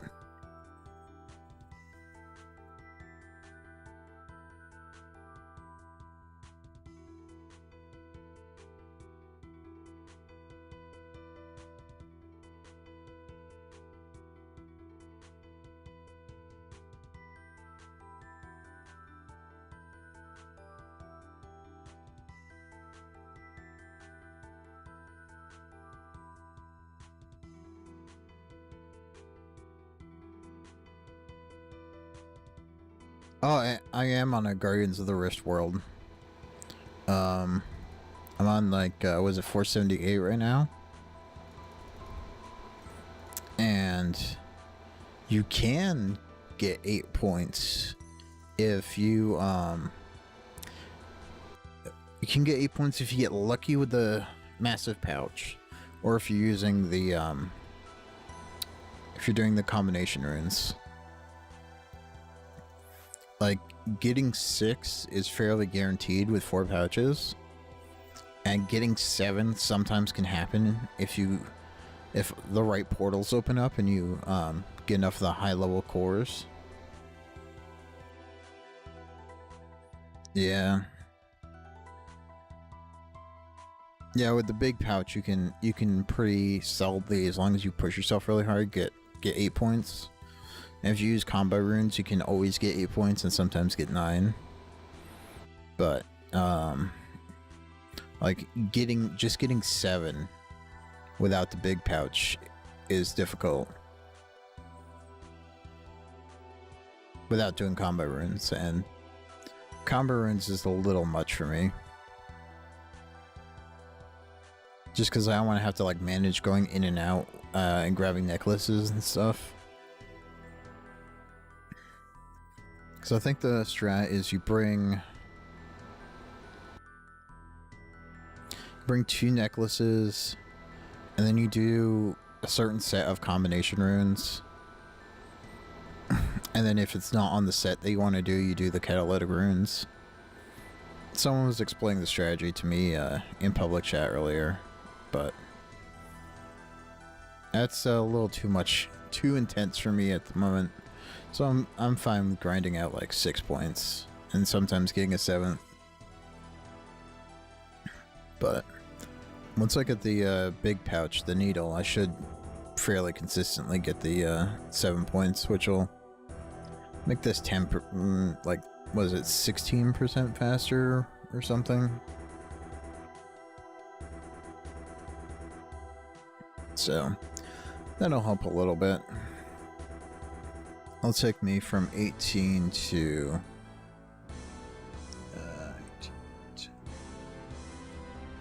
18 to 20 loots an hour, so slightly better on average. But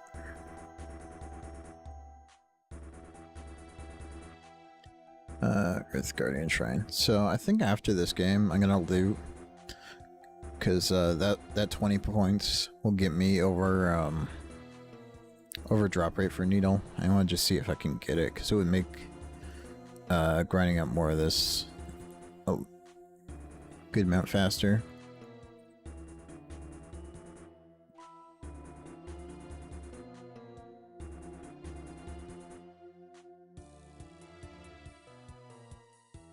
Yeah, thanks. I've been doing like 20, 30, 50 point chunks, just in case I do get the needle, because that'll just speed me up so much. But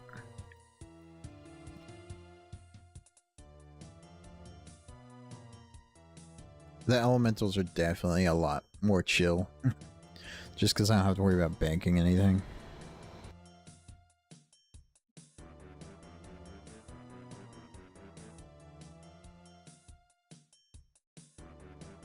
Ah, just barely, not fast enough. Alright.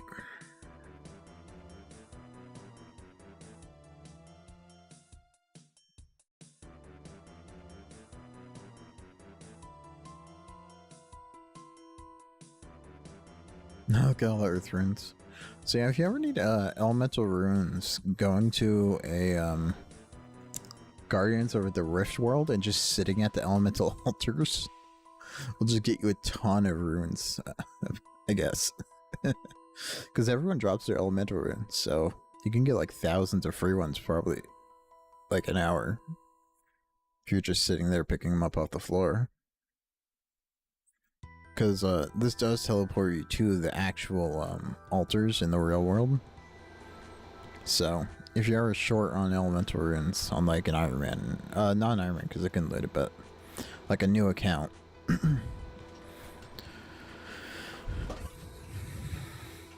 easy way to make some starting money.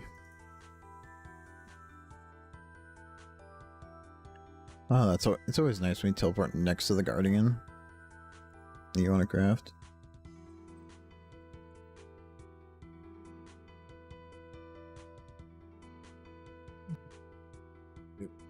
There we go. Got her 6 points.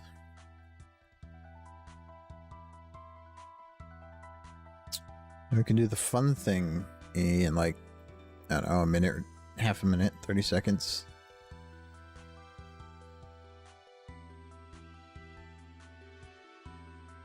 I really need to do more of the Varrock diary. I can do the entire rest of it. Like I have almost every quest done. I have all the stats for all this. I think the only thing I didn't want to do was grind out the Skull Scepter parts, and that's why I never did it. And then Elite, I just need more herb lore, like 12 herb lore levels. But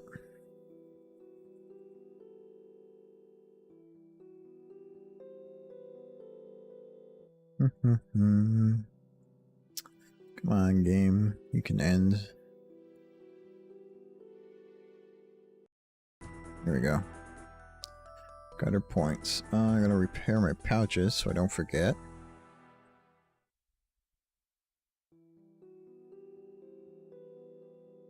There we go. And now we can loot. Come on, needle. So you can see my total loot right here. We are up to 1.8 mil. And still nothing good. We got an intricate pouch. So we got a loot bag. We didn't get any pearls yet either. We're gonna get no pearls and 20 loots. Oh my gosh, we're not gonna get a single pearl and 20 loots.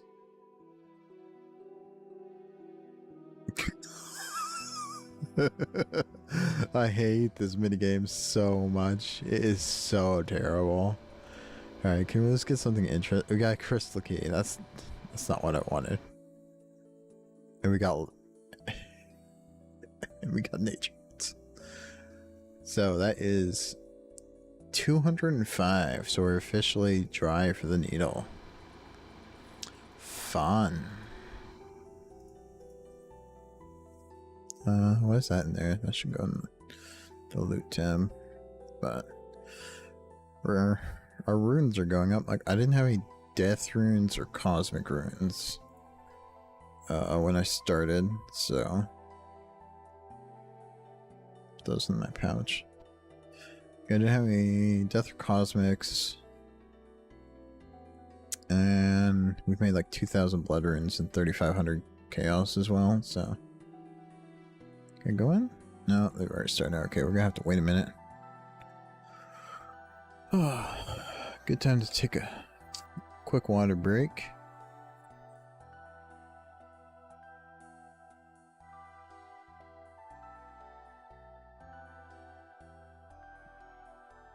Yeah, I'm not happy about the fact that I'm over 200.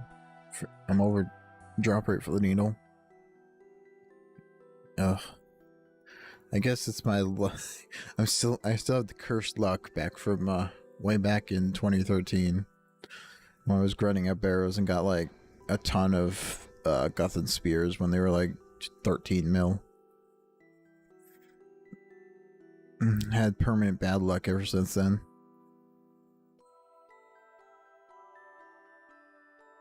Let's see. Do I have any bosses kills on here? Oh, you got Dragon Spear? That's like super rare. That's really funny.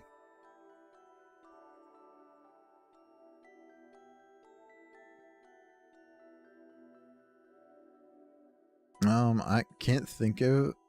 Actually, Dragon Spears do have a use. They can be used for luring...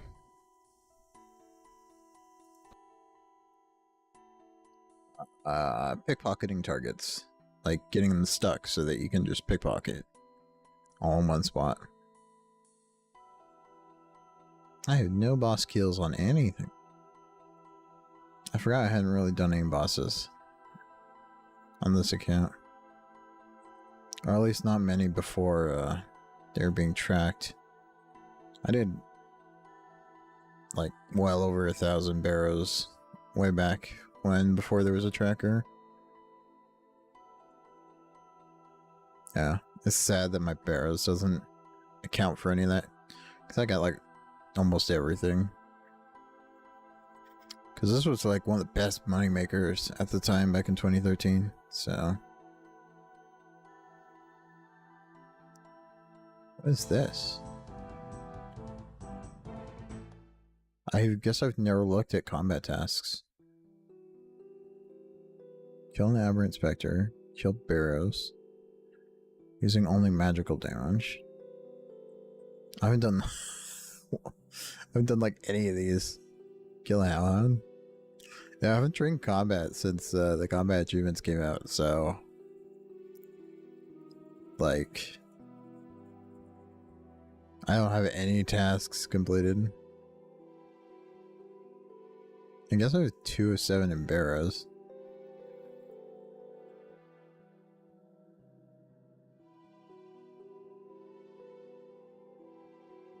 Yeah, I basically haven't done combat on this account in a long time. It's been a very long time. Last time I did combat was... It was before cooking, it was before smithing, it was before crafting.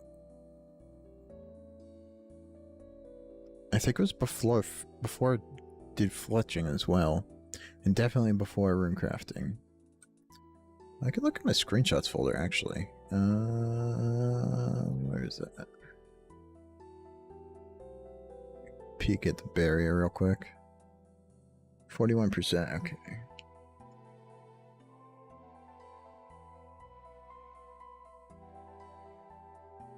It's the oldest file I have here.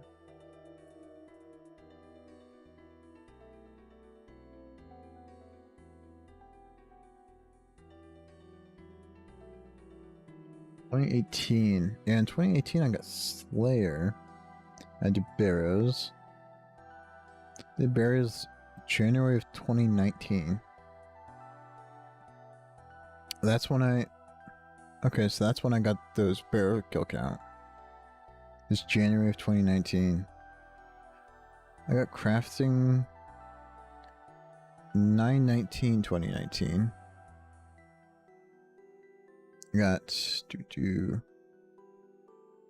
was before I did Frenetic Exiles. Wow.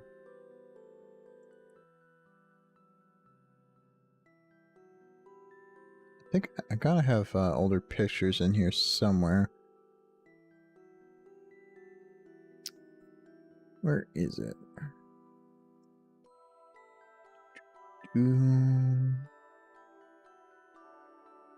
Yeah.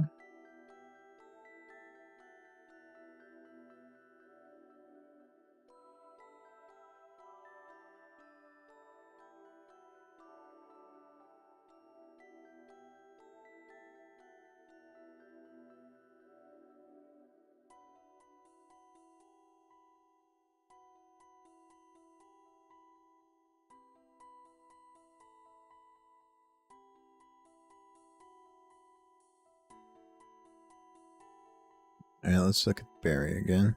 69%.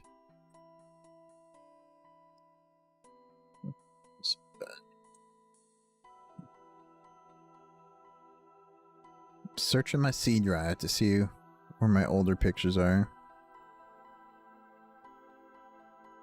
Might be on we're here too.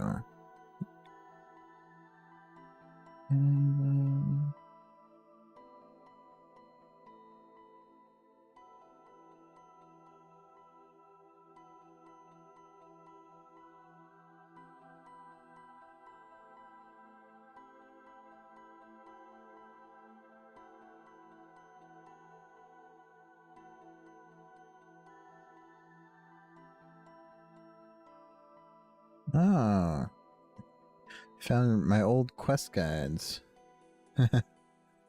Light Sword, Lost City.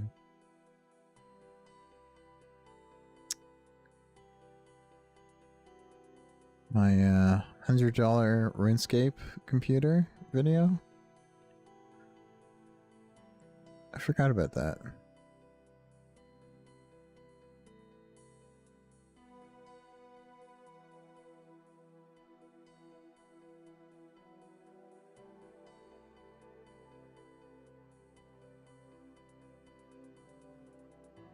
That's funny. I forgot that existed. Do.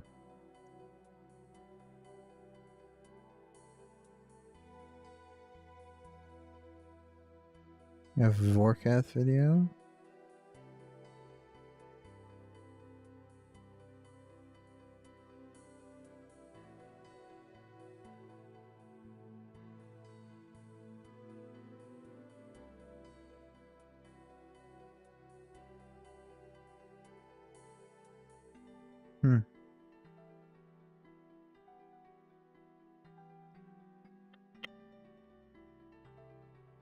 Ah, a first Fight Caves video.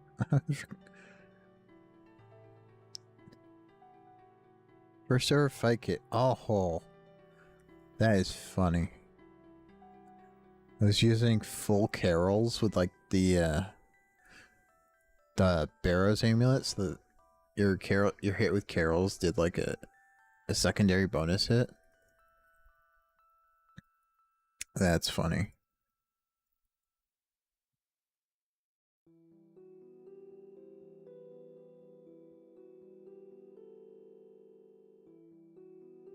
Come on, let me through the barrier, please. There we go. We'll finish up all my reward points, and I'll probably be done for the night. I'm getting pretty tired. I have work in the morning, but...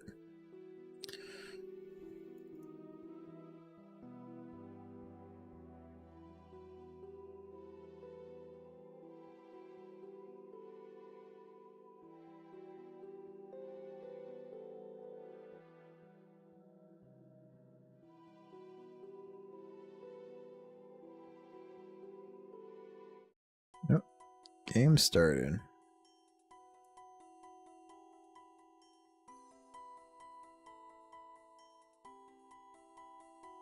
Aha! Did find it.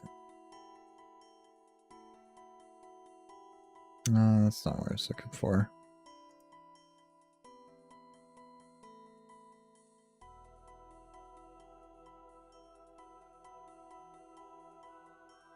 Now I have my really old Runescape screenshots somewhere, but I don't remember where they are.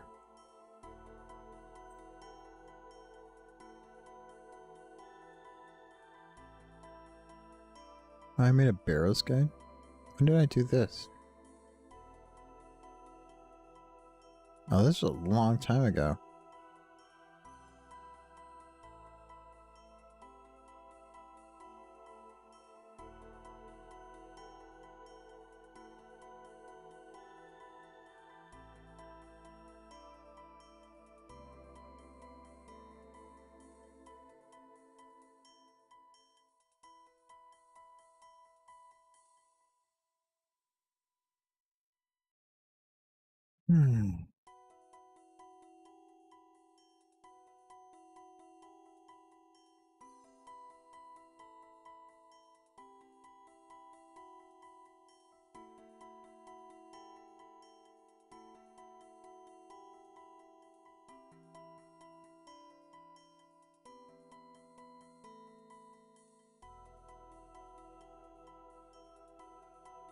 Good luck.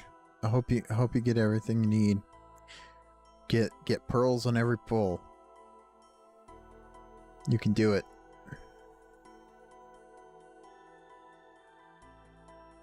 Guys, Sudwood here. We are back with some more Runescape.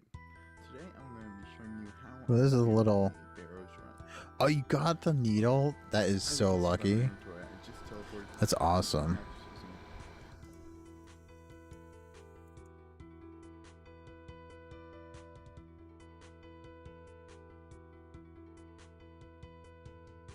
Yeah, that's super lucky. Congratulations. Once you're like higher up, which you probably will be considering how much you need like to grind out like 2 million XP to finish your outfit. That'll be a huge bonus when you do Runecrafting in the future.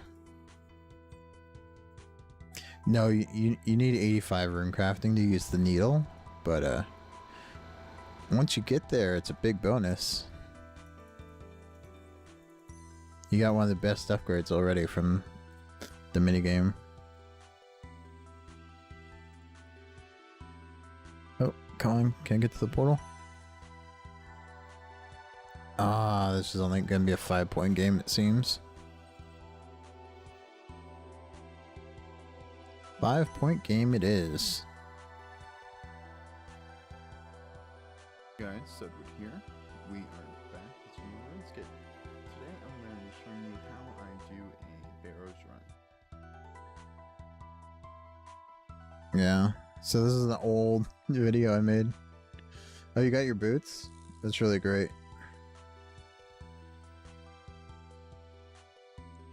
They won't help for the minigame, but it's progress. Just buying it lets you feel a sense of progress towards the full outfit. And the full outfit is so much better than just parts of it. So that was a pretty good tempo to finish up your boots and your and the needle.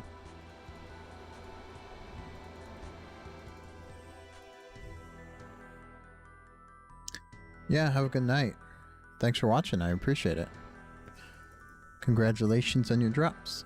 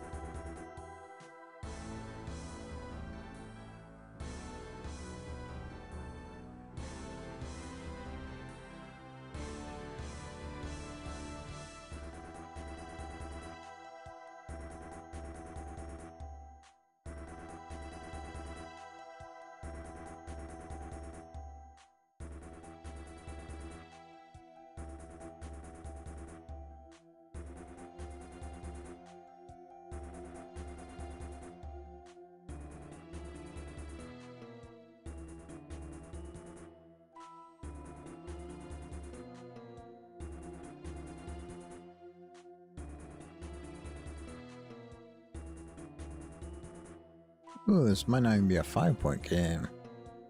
I really messed up everything. So that's what I get from messing with OBS instead of actually playing the game.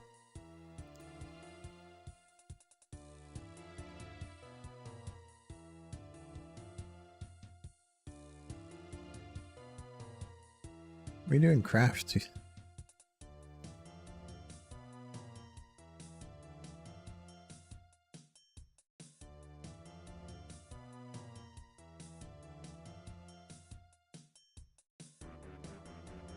Mm-hmm.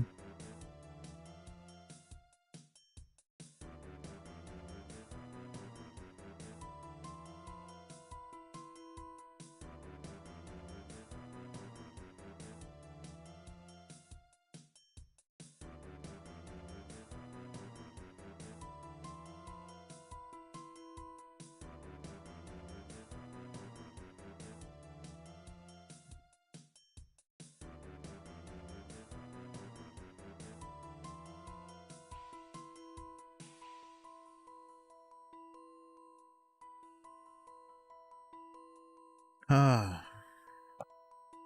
I hope I don't keep going dry for the needle. That's gonna be so sad.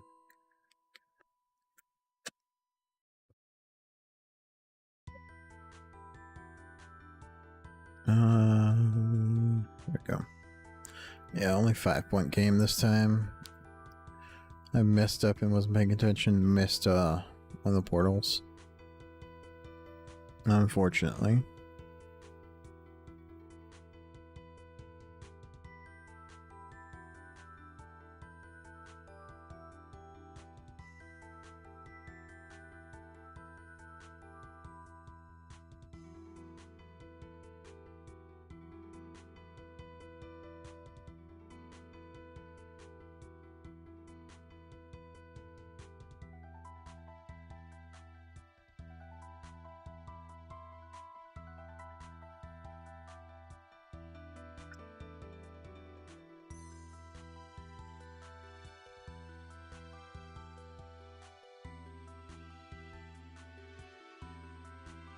Yeah, a 5-point game, unfortunately.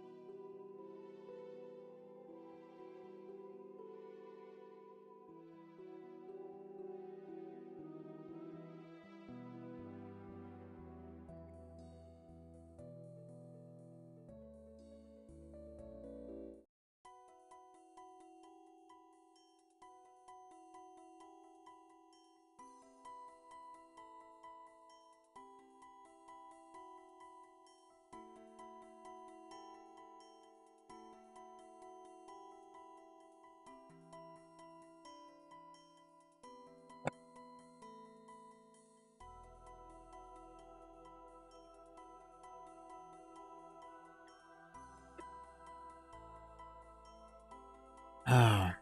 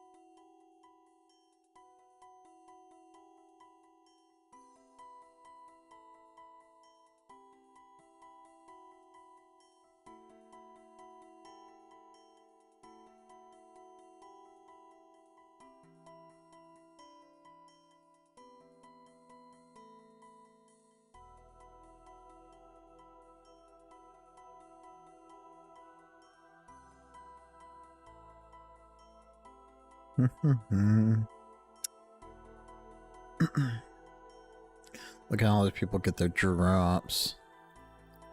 Look at all these drops. Haven't seen a single one. The catalytic talisman is the same drop rate as the needle, and I'm over both of them, so not the most enthused right now. Not the most enthused at all.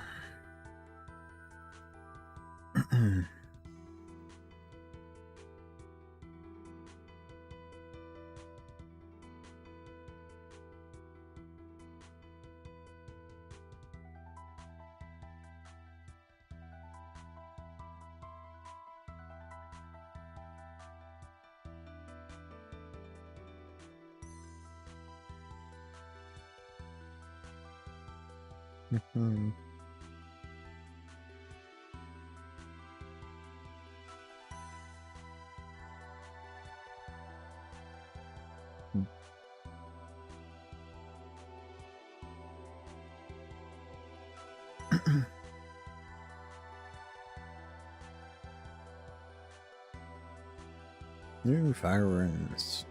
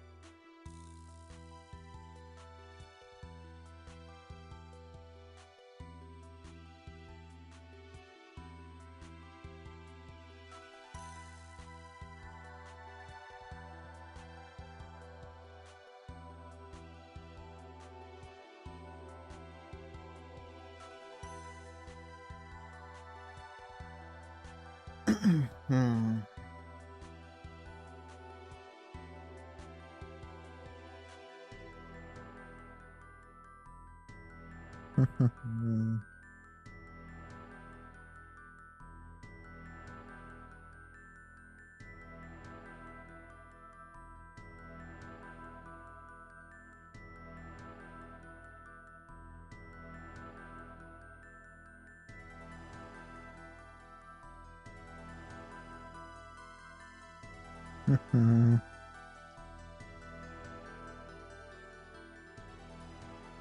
I'm getting so tired. I've been doing this for 2.5 hours now, and that's quite a ways to be. It's quite a long time to be actively runecrafting, at least for me.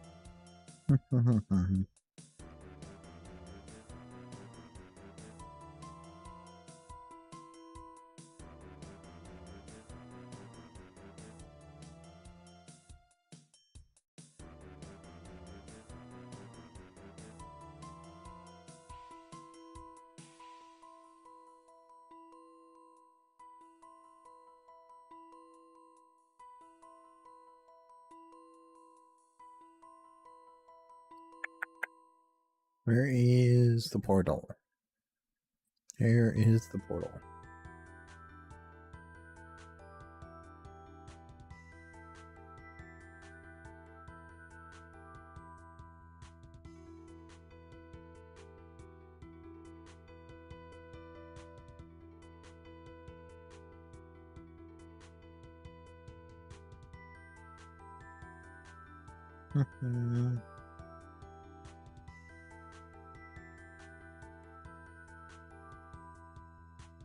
There we go.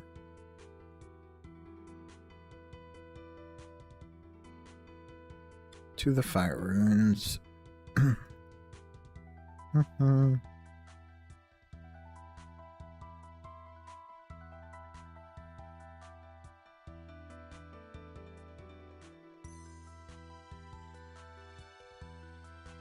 Do.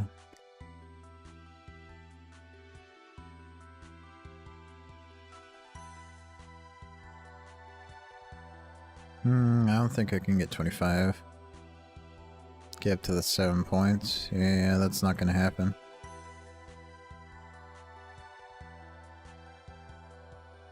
Yeah, that's not getting the 25 points.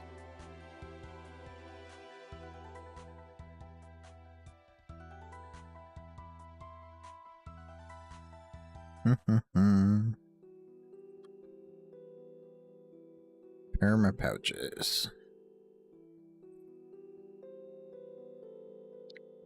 So, got 20 more points. That's about 3 more games. 3 more games.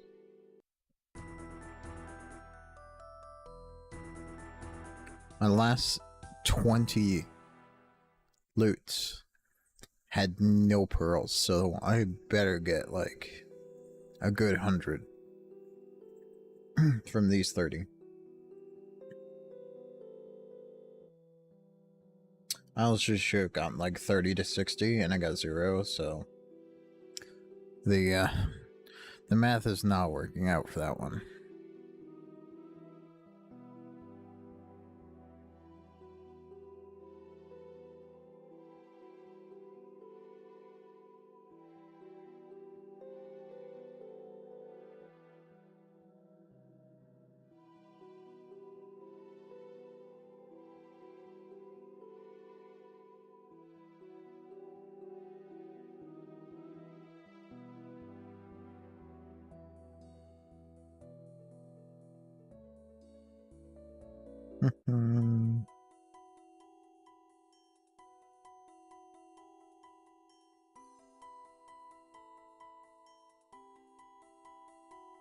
Look at all those pets. There's always so many pets around here.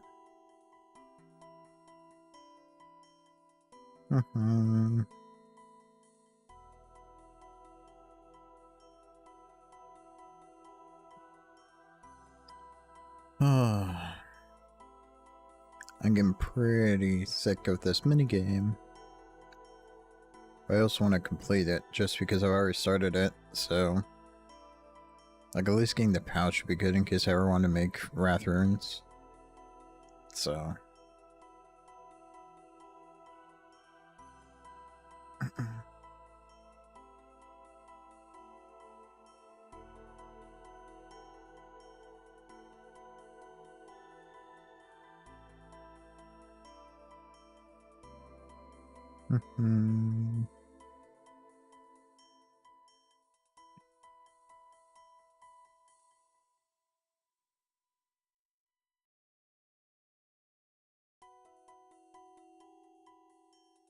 mining is going fast this game. We're ahead of schedule.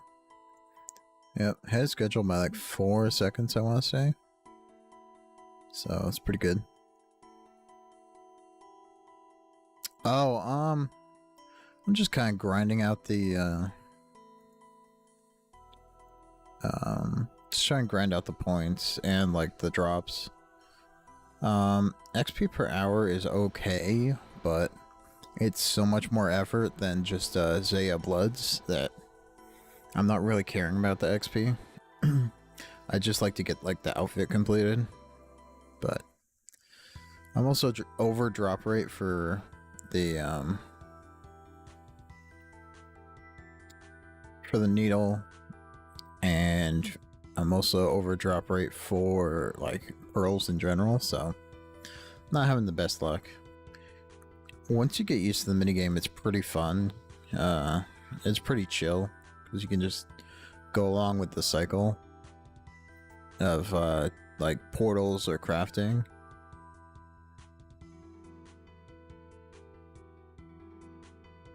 Oh, not far over. Currently we're 5 loots over, so we're at 205 loots, and it's a 1-200. For the pearls, it's like 1 in 6. Give me 1 sec. 6 times 15. Yeah, we're about 170 pearls under drop rate, so we're quite a bit over drop rate for the pearls. We should have like 512 on average. and I have 327, so not great for that. And I don't hold out much hope for getting the needle anytime soon either.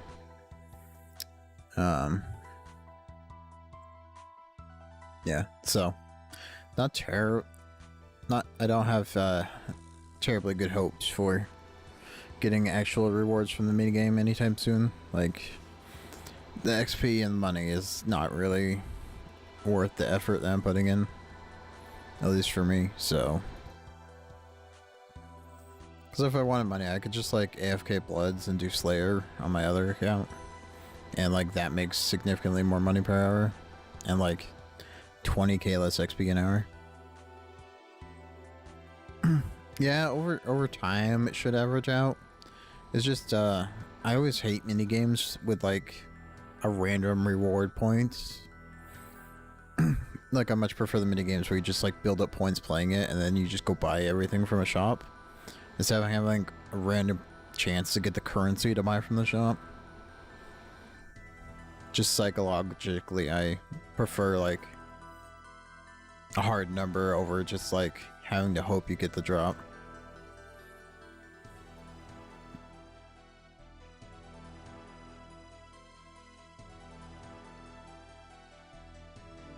So like the way Giant's Foundry is structured is more my kind of thing compared to this.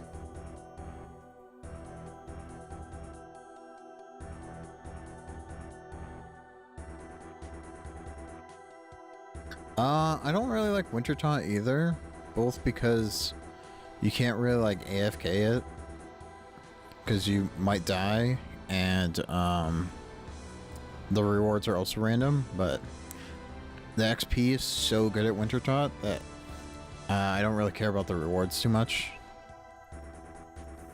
But at 90 HP, you really have to pay attention while playing Winter Taunt, and that's not very fun. But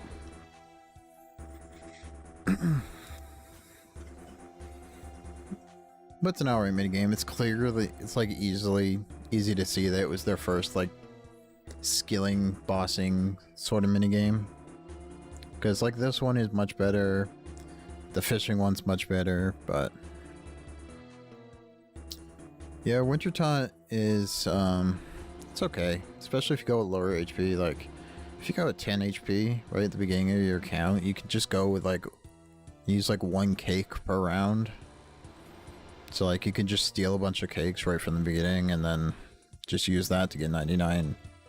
I think you need like only like 200 cakes and you can get like 99 fire making if you have 10 HP, so makes a pretty big difference. Whereas I'm using like a Sarah brew every game, and that's like what, 10k or something.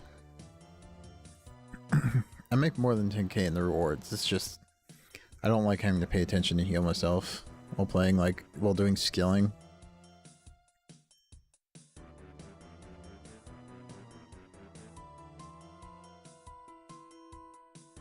But yeah, if you're doing runecrafting, this is so much better than doing lava runes. Like getting up to like AFK blood runes, this is so much better. Yeah, potato with cheese are pretty decent because you can just buy those real cheap from the Warrior Guild shop, or you can buy them on the GE or make them yourself. But like on my alt account for a long time, when I was leveling up my like Slayer alt, I would just use food from the Warriors Guild because it was so much cheaper than buying anything off the auction house, off the GE. And then I realized I was making blood runes on my main account, this one that I'm playing right now, so I didn't have to worry about spending money on that account, and and that's when I started using sharks for everything. Actually, I swapped to like just using prayer potions on that account because I couldn't be bothered even managing food, so.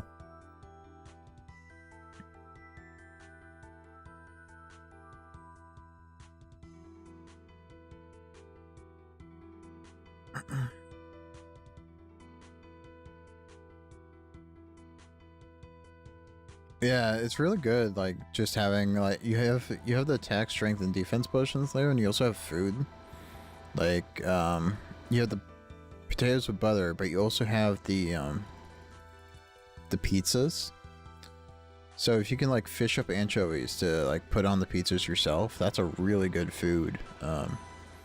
With like very little requirement and like very little money cost. What are anchovy pizzas? Yeah, they're only 55 and like 65 is pineapple. Those are both pretty easy food to have. Don't remember what they heal. Let me look up. Anchovy pizza heals 18, and then pineapple pizza. Yeah, anchovy pizza heals 18 and pineapple heals 22. So, and it's also like the multi-eat foods, depending on how much Wintertide hits you for, can be good too, because you only have to eat like half of it at a time. So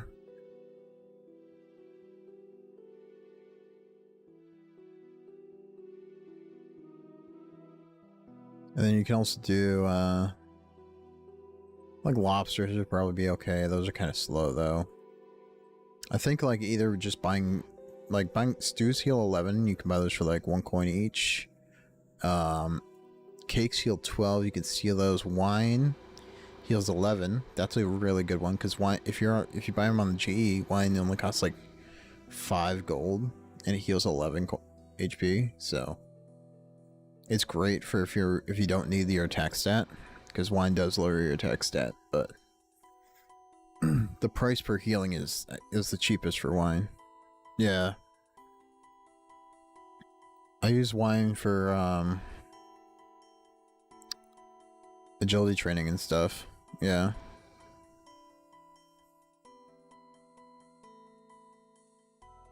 Like even on this account, back before I did, oh, someone got that lantern. Lucky them. Back before I did runecrafting, I just had like as much money as I wanted. I was like really poor doing Wintertide. Or I wasn't poor, but I just was a lot more thrifty with my money. I used wines because I couldn't. I didn't want to pay for Sarah brews, which were like 12k at the time. Yeah, I think if I use wines with 90 HP, I use like 6 a Wintertide game. So I take on average like 60 damage plus per game. And that's if I'm like actively paying attention, dodging the snowfalls and stuff. But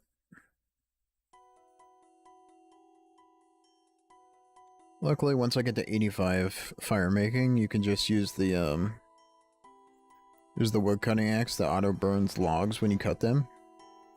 And I'm gonna just use that to get like I think if I get my wood cutting to 99, I'll get my fire making to like 95, and then I could just do Wintertide for the last 5 levels, and it's really fast.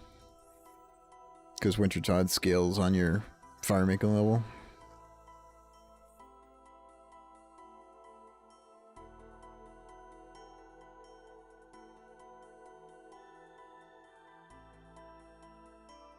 But yeah, based on my rates for drops here, like you're looking at like 2 million runecrafting XP to get the outfit. So keep that in mind before you try to grind out the whole thing.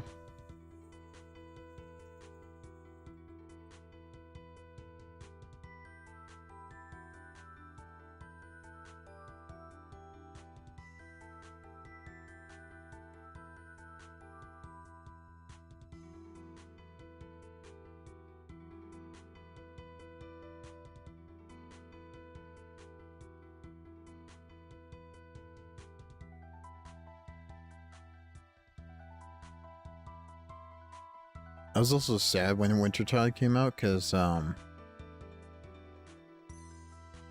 the minigame? You have to do, what is it? No. Don't run out. You have to do one of the new. It's a newish quest. I can't remember what it's called.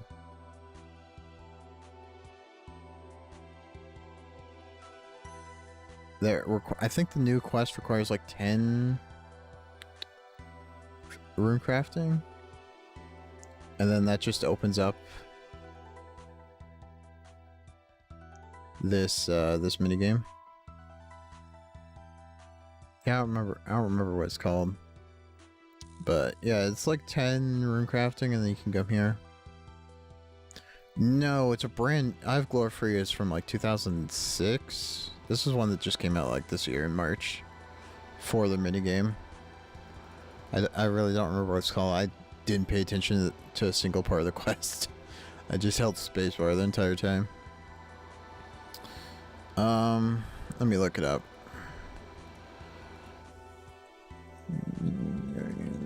The Rift. You need to do Temple of the Eye. Temple of the Eye quest. It wasn't hard, it was just a bunch of running around between NPCs. Yeah, and you do the Enter the Abyss mini quest and Rune Mysteries, and that'll get you to 9 runecrafting, and then you need 10 runecrafting for this quest. Then you need like a bucket of water, a chisel, and a pickaxe. And then you need to like go between Varrock and Alcarid a couple times, and then that's it. Yeah, Runelight's pretty good. It's the main reason I never really played on mobile, is because there's quite a few things I would miss from Runelight. Like whenever I play an MMO, I always like throw on like a ton of add-ons. Yeah, you can probably do it. It's a pretty easy quest. But like whenever I played like Elder Scrolls Online, WoW, basically any MMO that lets you have add-ons, like Runelight has plugins, I just use a ton of them. Like, I think I've got like 130 plugins. Not all of them are on right now, but in total I have 130. But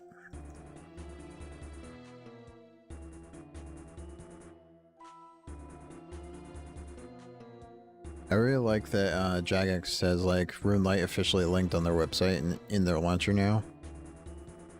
It's pretty cool.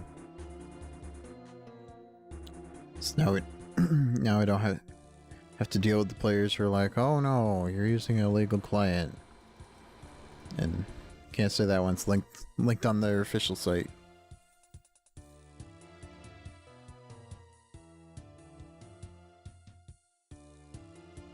Oh, plugins? What do I use most? The most important ones are probably ground items, so that you have like items showing up on the ground, like the air runes right there. Stuff just to highlight like containers in the inventory, like my pouches are pretty handy as well, or like the rune pouch. What else? Bank tags are pretty handy, because that can show you like items in your bank based on tags that you add to the item, instead of like having to move them between tabs and stuff. So you can make like setups, like inventory setups for different things. The Guardians of the Rift one is actually pretty handy as well, but let's see, what do I have started? I have animation smoothing, banked experience, entity hider. Oh, entity hider, I'm using that right now because it reduces lag by a lot. Stretch mode is important because that lets you scale the UI, I think. Or is that in here?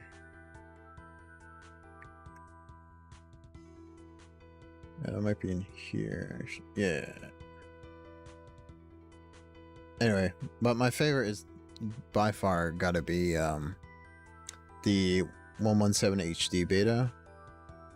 Cause so this is what it looks like without the HD plugin. As you can see, it's quite bad. um, yeah, that makes quite the difference, doesn't it? And let's get the air altar. And it's just empty. There's nothing here. But if you turn it back on, oh look, we got all this nice lighting and everything. And we go back here. It's all nice again. Yeah, that one makes the largest difference in like just experience of playing the game.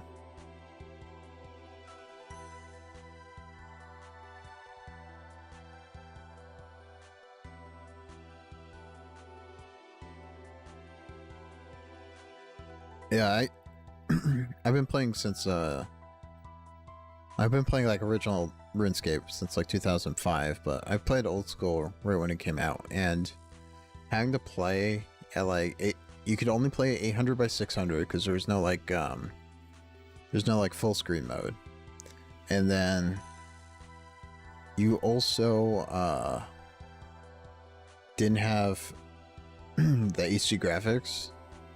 So like this is a better looking area for the game because it has all the new textures and stuff.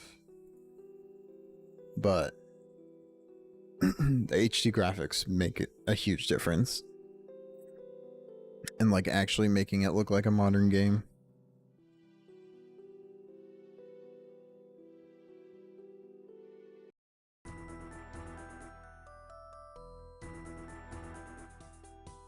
Alright, one more game and then we can loot. And then that'll probably be it for me for tonight. Been going for 3 hours already. So we got 50 in 3 hours. We'll have gotten 50 loots from here. And there's an item on the drop table which actually increases the amount of points you can get per hour. That is like a 1 in 700.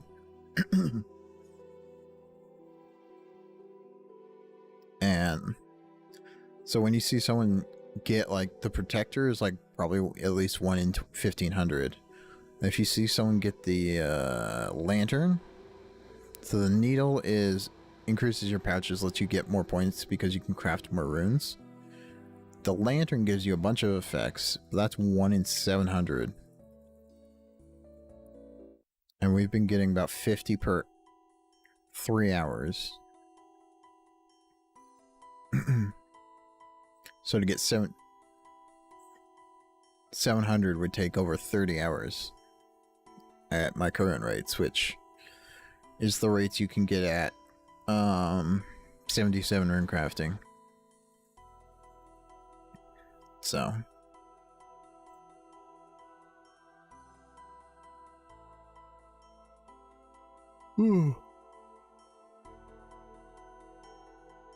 it's about 40 hours to get the full set of armoring to get like the lantern and the needle.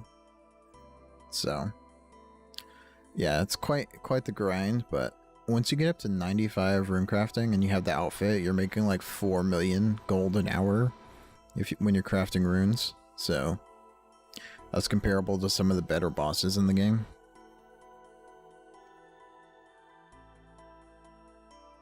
But it's pretty much worth it.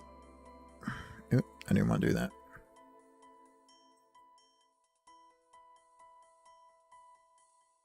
If you do end up trying this minigame, the way you want to do it is in 6 cycles.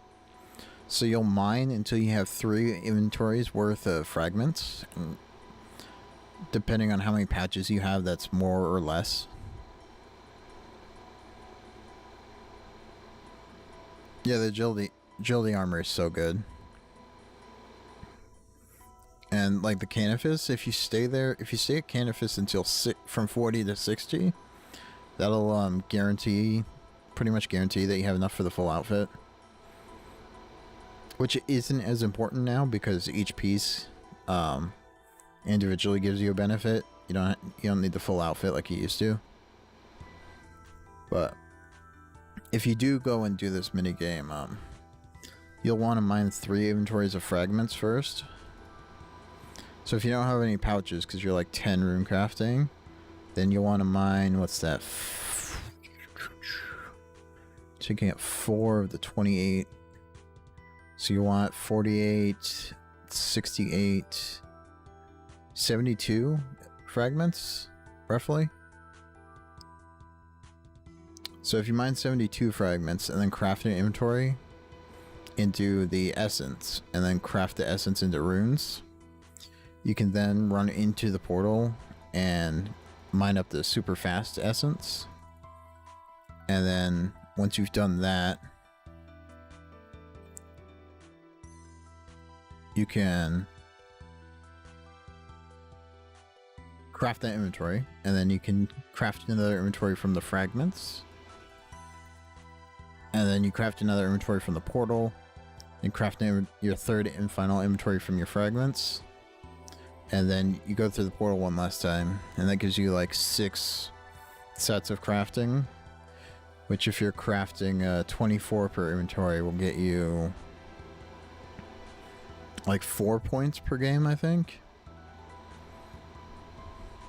But this is also like the best way of doing runecrafting at low level. Because like early runecrafting, like the normal way, is just so awful that this will be quite a bit better. And at 9, I think you can do all the elemental runes. So if you just want to focus on getting the elemental points first, because to loot the chest you need 1 of each point.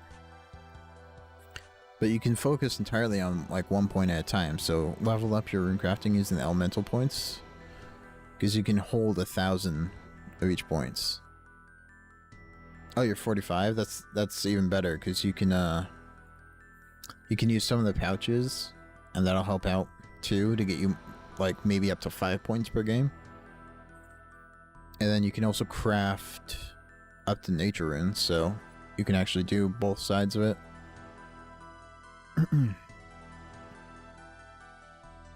Yeah, this just even if it's not better XP per hour than crafting lava runes, which is the best XP per hour at your rune crafting level,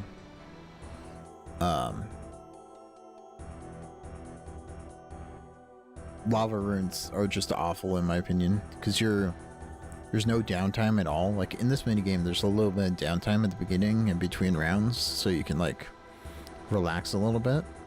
But there's none while doing a lot lava runes. It's just constant clicking. So that can be really tiring compared to just playing this minigame. And if you do the minigame, you can like build up points to work on the outfit and everything, so.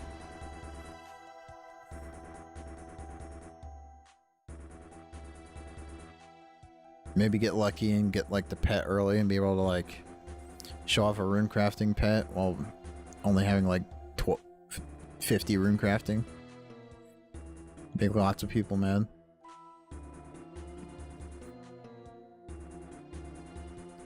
Yeah, it's handy to, because there's lots of diaries locked behind rune crafting, unfortunately. So there's like the highest you need for a quest is like 40 or something, but there's lots of diaries, and the diaries give really good stuff.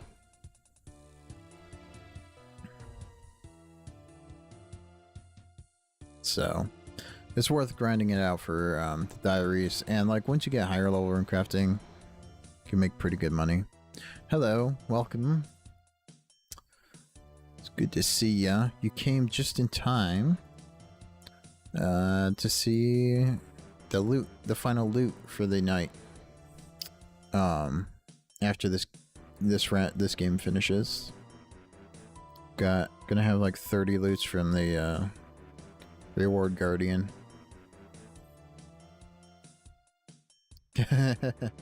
Yeah, I'm pretty much at drop rate for the needle, and then I did the math for the pearls, and I'm like, I have like 320, and I should have 515 or something. So I'm like way under for the pearls. I mostly just stream whenever I feel like. I've been trying to stream Runescape more often since I started playing it again like last week. I took a couple month break.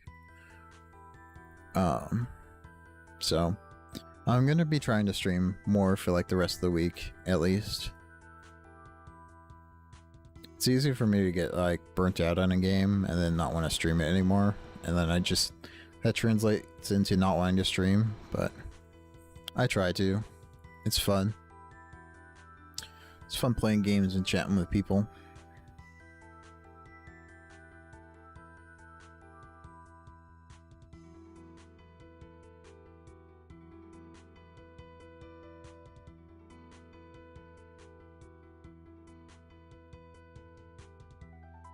Oh, that's cool. I'll have to check out your channel. Oh yeah, that's good, Gob. Gotta get the graceful all done. It makes doing everything that's not combat so much easier. Yeah, LOH, I'll have to check out your channel after I'm done streaming. If you if you're trying to actually do it, I can see how it's the daily grind, yeah. But YouTube definitely likes it, I've noticed, if you're doing it every single day. You definitely get like more recommendations to people, if you've been consistently doing it.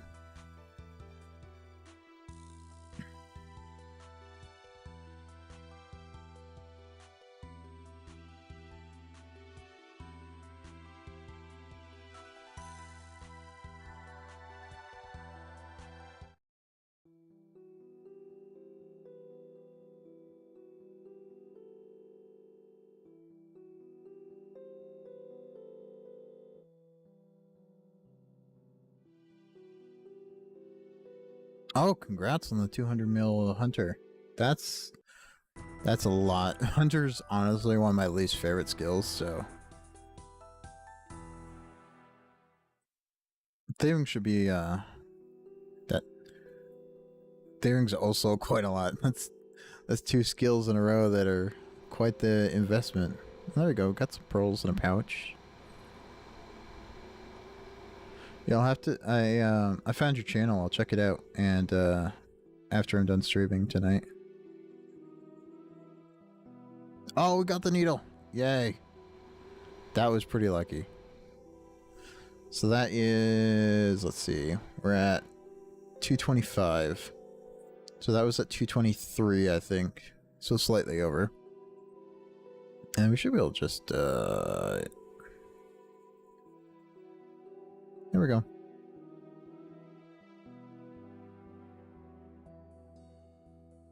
Yeah, thank you. Thank you for being here to watch. I got really lucky on the pearls too, so that was pretty good loot. And maybe we'll get the rare items from the pouches as well. That's always something to check. Sweet. All right, pouch. Wait, you can get lamps from the pouch? Yeah, it's really good for like solo runecrafting and stuff. I didn't know you could get experience lamps from here. Okay, that's strange. All right, I'll just throw it on construction. That's the most expensive skill. All right, thanks for watching, both of you. It was nice to have people watching when I got the needle. Is it? I wonder if it's even on the wiki. Let's see.